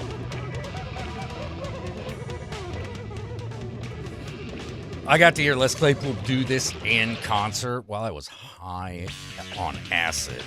It is amazing. One of the biggest pits I have ever seen at a Les Claypool show. I mean, like,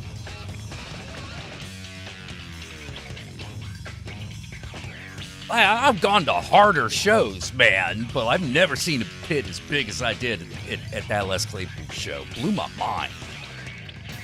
It was so big, it actually split like a tornado into two.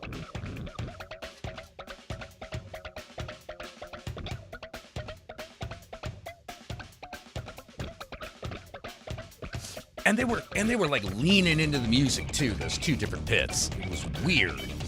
Like, you could tell that the guy on the mixing board was like doing it so like one pit moved towards one set of speakers and the other pit moved to another, so they didn't just collide with each other. Holy shit. I didn't know you could do that.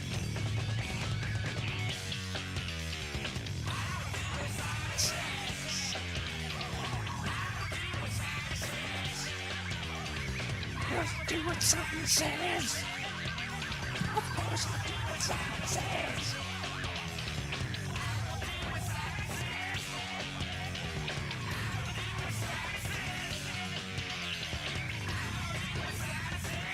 Yeah, with fucking Les Claypool, like 1 foot up on on his fucking amplifier, you know, like he was fucking standing on a bale of hay. It was amazing.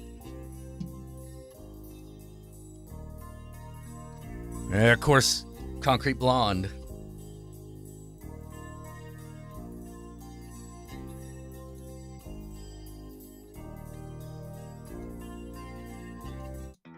Whoops. Fucked up. Hang on. Oh, you know what? Let's do the Concrete Blonde everyone knows. Goth Club staple, baby.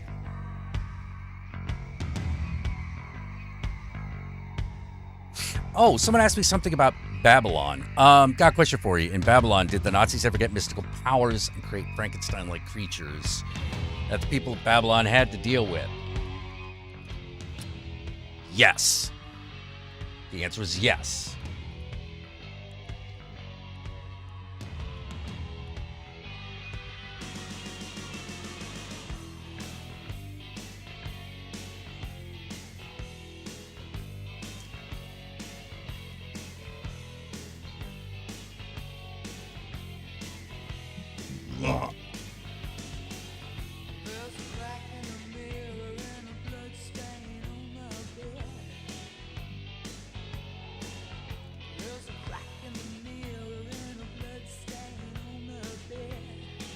Jesus, I didn't know Mayhem still toured.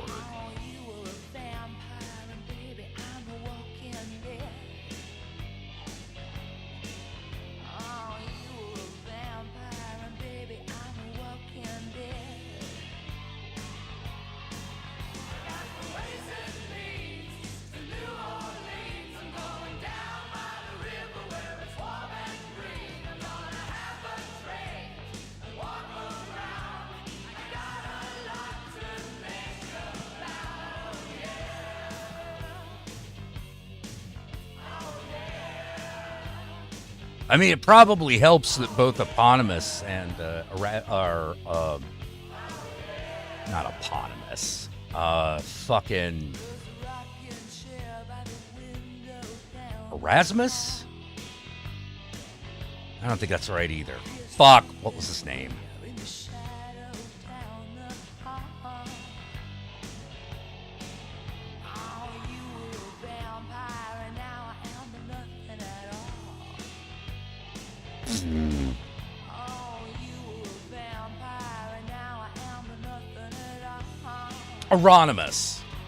Euronymous. Yeah, probably a lot easier now that Euronymous is when Euronymous is dead and Varg is in prison.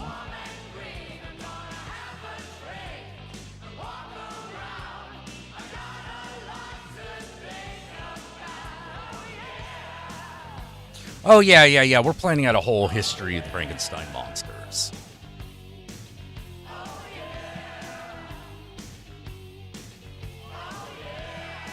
Yeah, the Frankensteins, we're just going to call them Frankensteins, you know. The Frankenstein's got a whole history.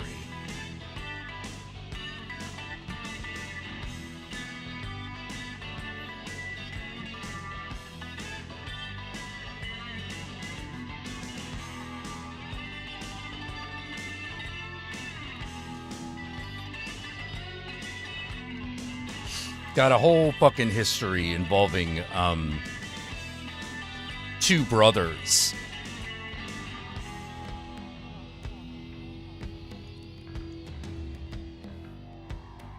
Two brothers named Von Helsing, each of whom claims to be the one that Dr. Frankenstein was based on.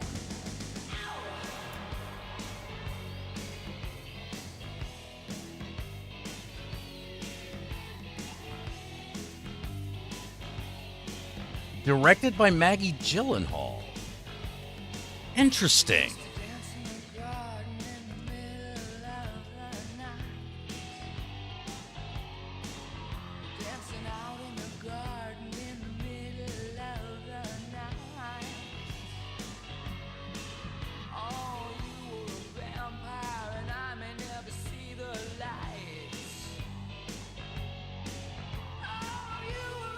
What,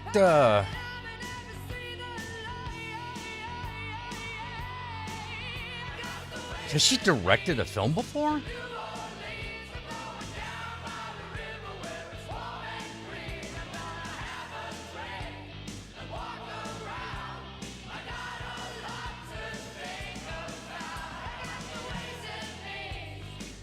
Oh, I gotta look up that. Oh, bitch is 2 years younger than me.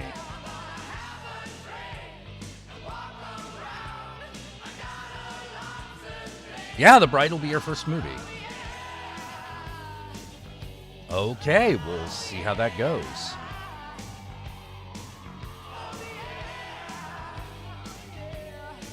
Oh, no. They're... Hold on.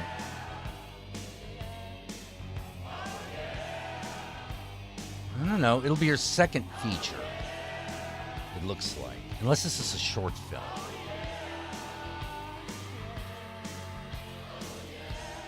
No, it's a feature. The Lost Daughter. That was Maggie Gyllenhaal's first film.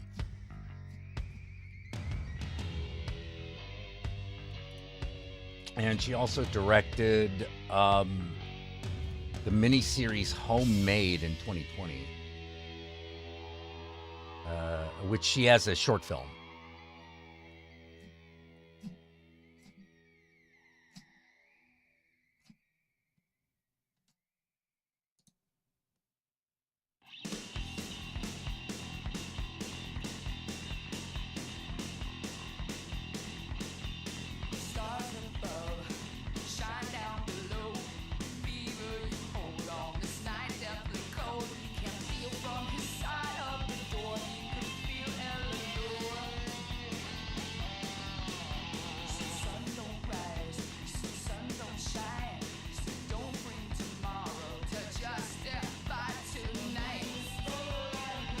Yeah, the split between the Van Helsing brothers, who in Babylon are largely credited with creating the Frankensteins.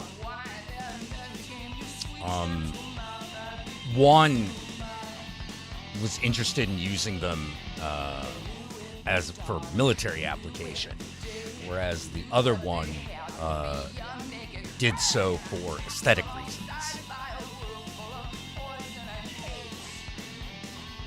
You know, he wanted to create life. He wanted to cheat death.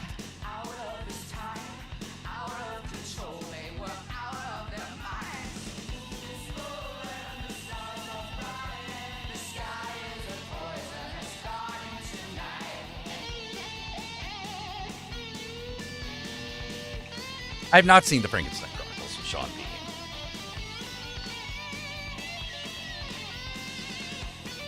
Why should I watch it?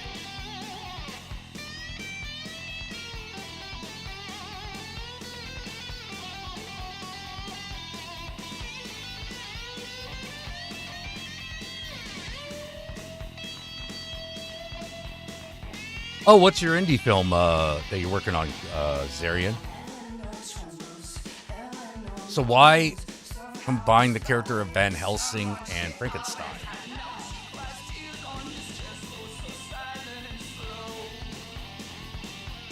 Well,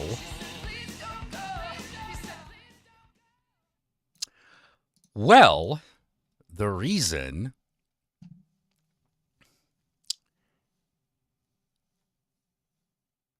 is because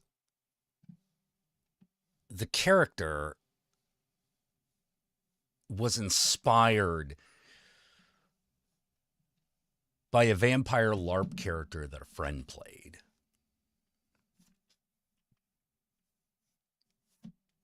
The name of his character was Dr. Werner von Helsing.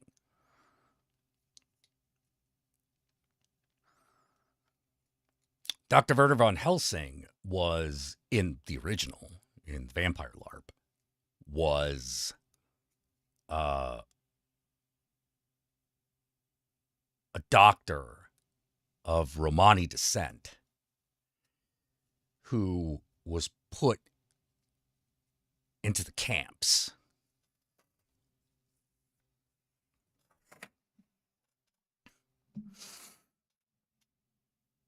And so he had a pathological hatred of Nazis. Not that you could blame him. And he had this amazing moment. Like, it was one of the greatest moments of that LARP, period. Where basically, so he was a Ravnos. But like he's a scientist, Ravnos, right? The mad scientist. And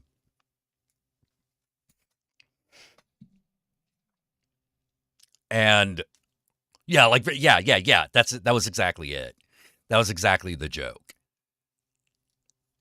His name was a joke on Werner von Braun.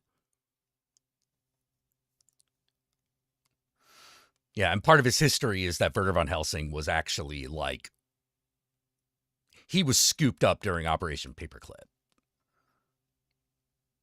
But he became a vampire in the camps.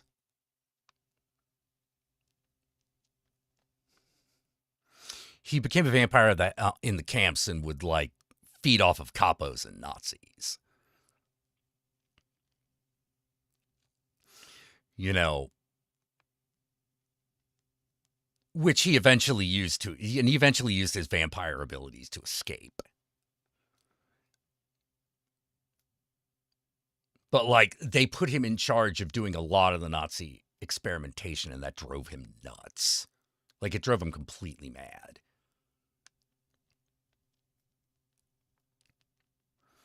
And so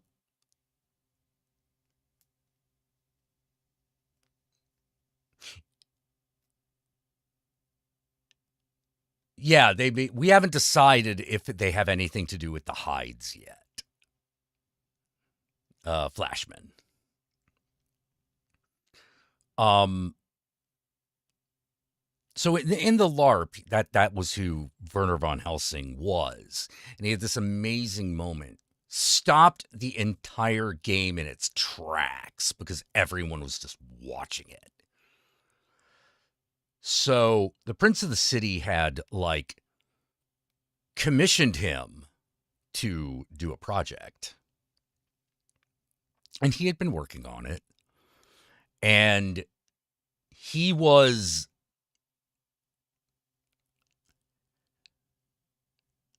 hard to explain how he operated in the LARP. He was absolutely like, you know, Ravnos's family. You know, they're you know, Ravnos's family. And so the head of the Ravnos, who was played by the Countess, got him involved in a lot of projects. He did a lot of research. He found out a lot of shit. But the sheriff of the town, the guy who played the sheriff, found out that he was a camp survivor, you know, because he still had his number. You know, because he became a vampire after the tattoo was put on. It's now always on him. He can't get rid of it.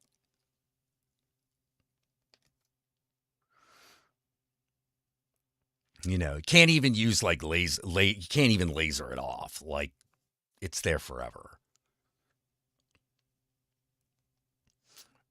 And so the guy starts taunting him by goose stepping in front of him.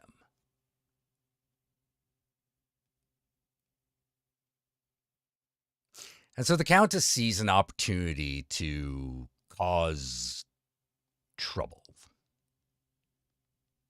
Plus, she's indignant. She is being righteously indignant and just basically goes up to the prince and says,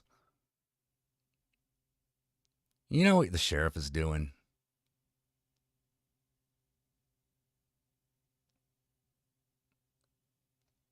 He's like, you sure? Do you want to keep the Ravnoses, like, do you want to keep our loyalty?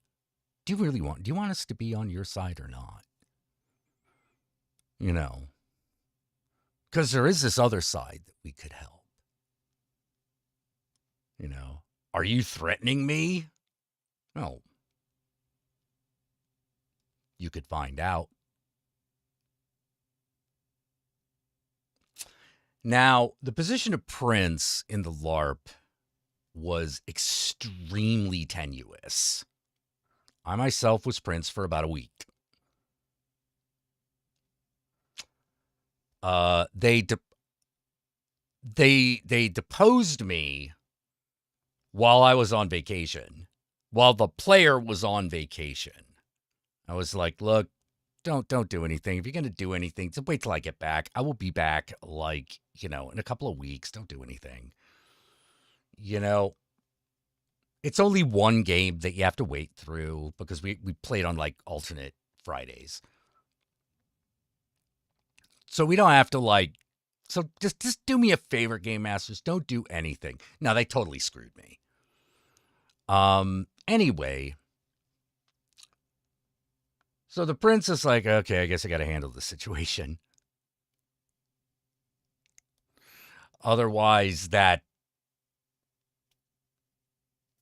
favor I owe the Ravnos is not going to happen. So he gathers the sheriff's lackeys, and Werner, and they have a little discussion. And the prince asks Werner, "Are you sure he was actually doing the goose step in front of you?" And then everything stops as at the top of his voice, the player goes, "How could I forget something like the goose step? You ask me if I remember the goose step every day in front of the camps, up and down, line after line, back and forth, back and forth. There, in front of them was a white powder. They said it was from the fallout of nuclear experimentation, but no, it was the bones of those who could not get out of the way in time. Excuse me." Greatest moment of that LARP. The absolute greatest moment.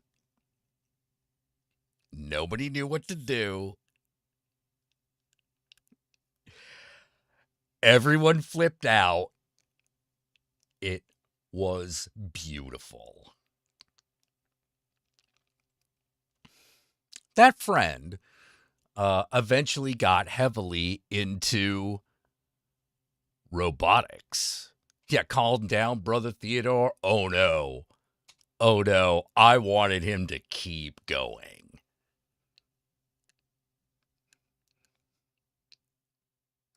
I'm like, no. Keep up with the fucking Brother Theodore shit. Keep doing it, keep doing it, keep doing it. That is awesome. Don't stop for nothing.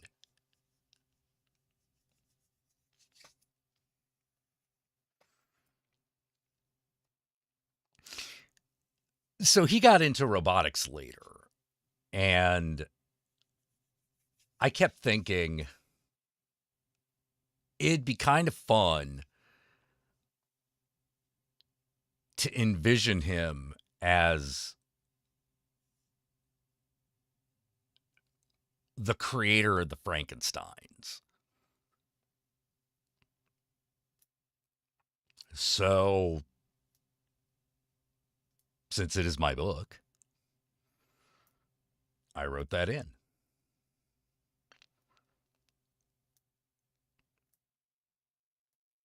He is a brain in a jar, you know, who moves around all like a little steam powered like tea tray with like his brain hooked up to a fucking, you know, audio system, to it hooked up to speakers.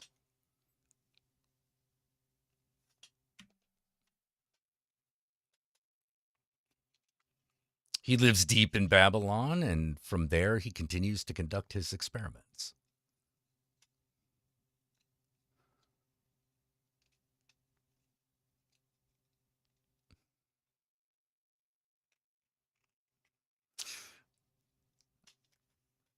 But I also wanted an evil mad scientist.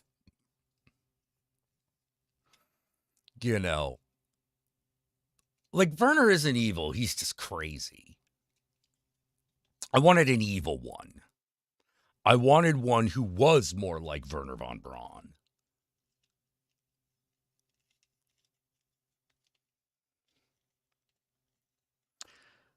And I really like the name Werner von Helsing. And then the Countess was like, well, what if they're brothers? You have Werner, who is like on the side of the Nightkin. Like he has essentially become one himself. And then you have the one who, like, works for the evil government organization that you have written here, the DERD, the Department of Esoteric Research and Defense.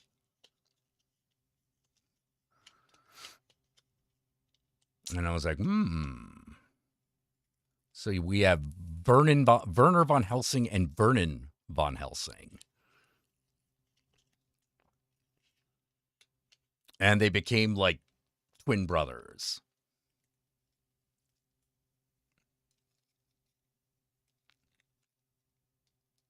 They're both immortal. But in different ways.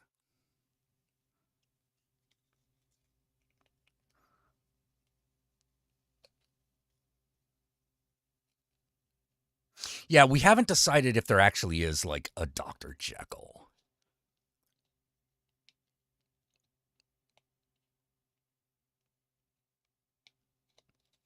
Yeah, Werner von Helsing, he's come. He has come to wipe your windows. He is the Viper.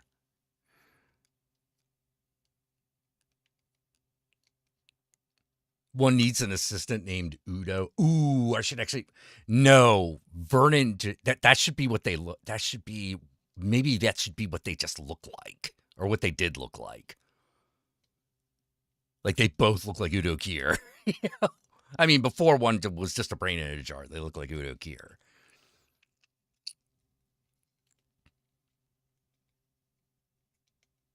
Can't find Dr. Jekyll? He must be hiding. Yeah.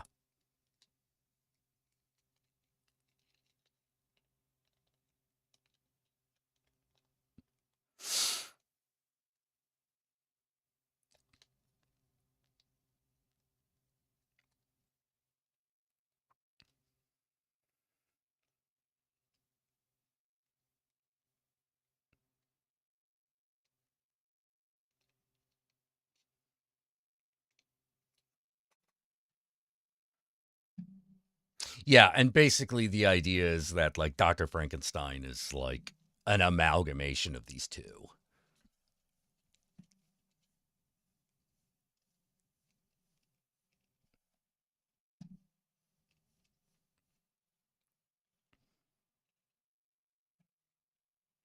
But whereas Werner actually kind of...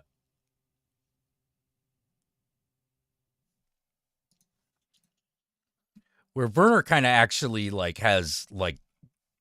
He actually, like, he likes his creations. He kind of has affection for them.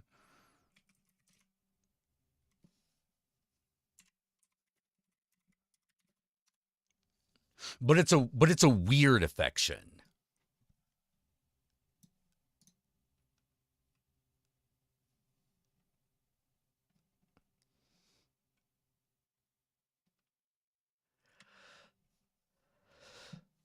Oh, man.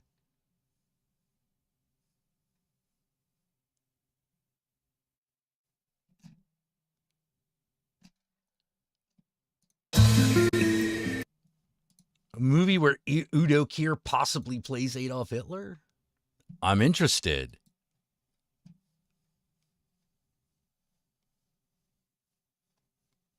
If you play Hyde, you're going full Heisenberg.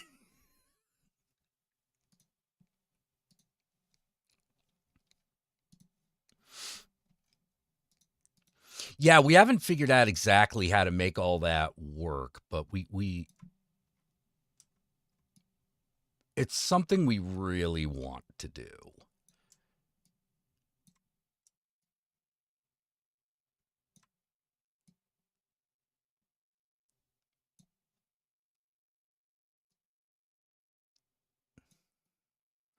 All right, let's check out this trailer for My Neighbor Adolf. Give me newspaper. Buenos días, señor Polsky.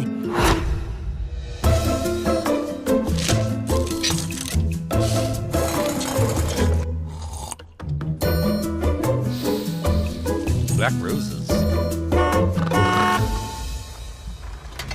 Die Platten müssen runter, auf der anderen Seite auch.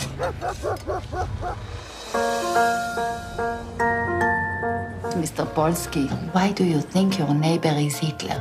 Those eyes. I will never forget those blue eyes. Didn't have brown eyes? But no. She hid behind this crazy high fence.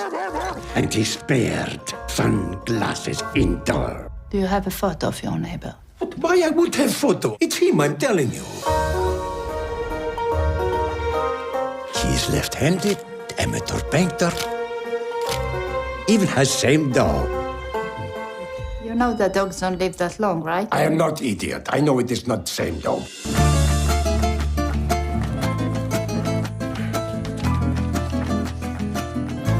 Black knight to f7.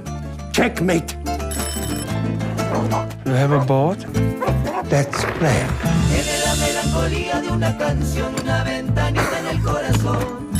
I owe you a rematch.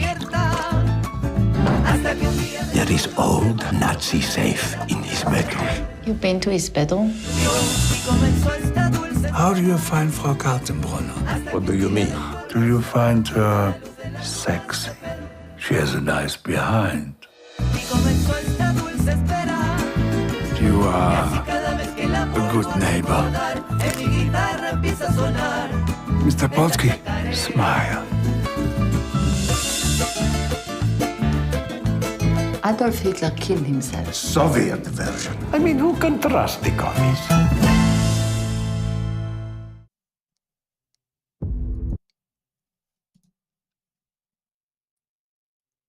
Wasn't they called it a comedy of tragic proportions? Ooh, okay. Now, yeah, I want to see this now. Oh, man.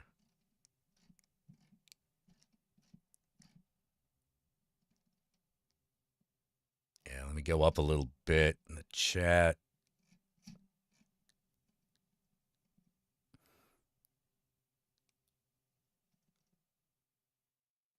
Let's see. Zarian's film is called Cross the Veil, based on a web series.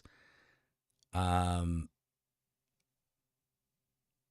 by vampire Jack Townsend. Oh, neat. That's cool.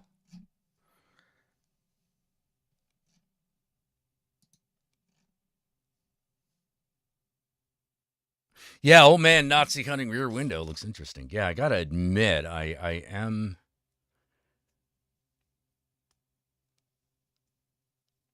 intrigued.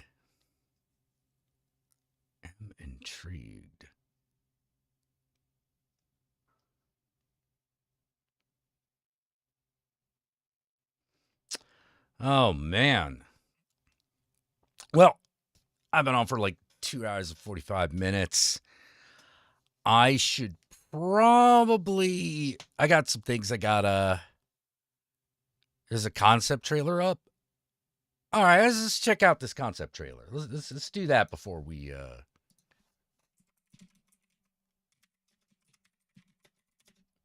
What's it called? Across the Veil.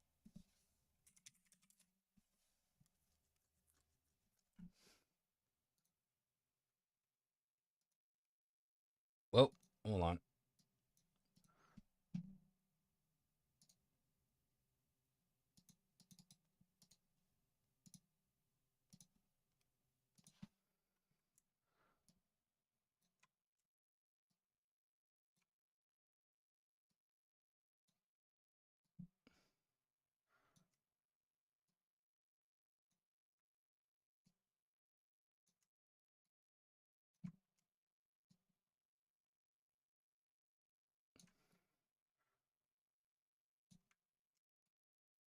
Okay.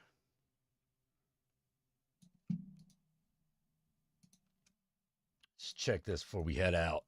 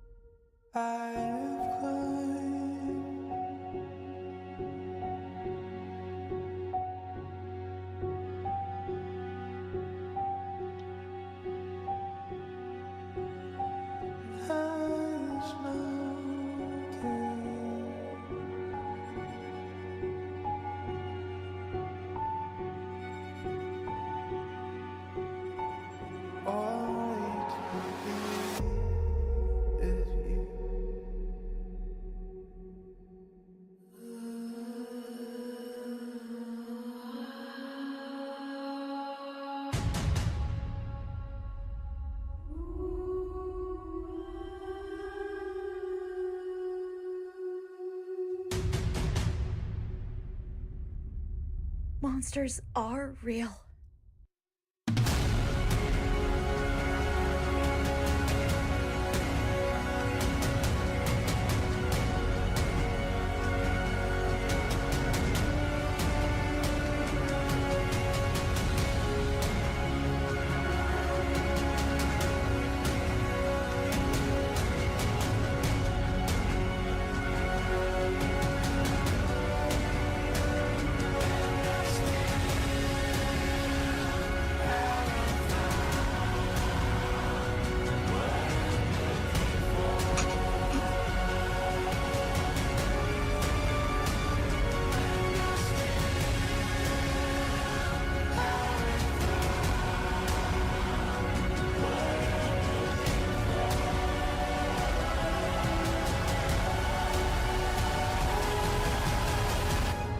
You're right about me.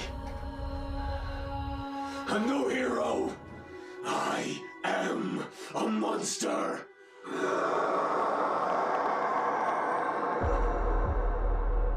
Oh no, the tomato just went everywhere. Men here, and I'm one of them.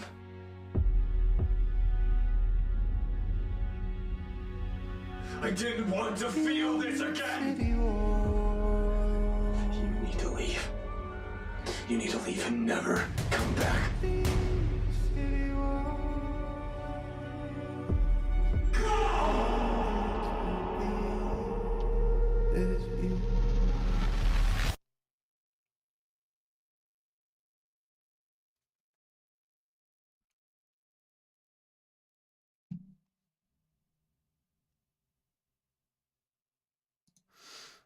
Well, I hope the funding goes well. Oh,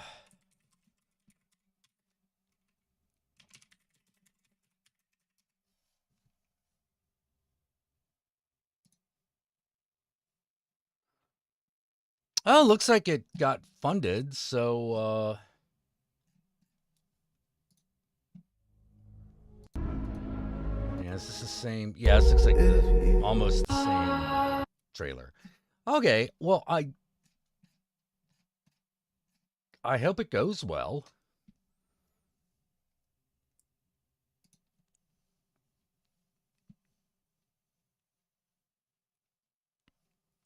So, all right, it's time for me to mosey on. I got some shit I gotta handle. Life of creation never stops. Well, it's one of the things I kind of like about it. As long as I like what I'm making. All right. So I will see you guys on Monday, 7 p.m. Pacific Standard Time, same bat time, same bat channel. And hopefully I'll have a few stories of what happens over the weekend. So until then, Ave Satanas, Disco Inferno. Remember, Satan and I love you all very much.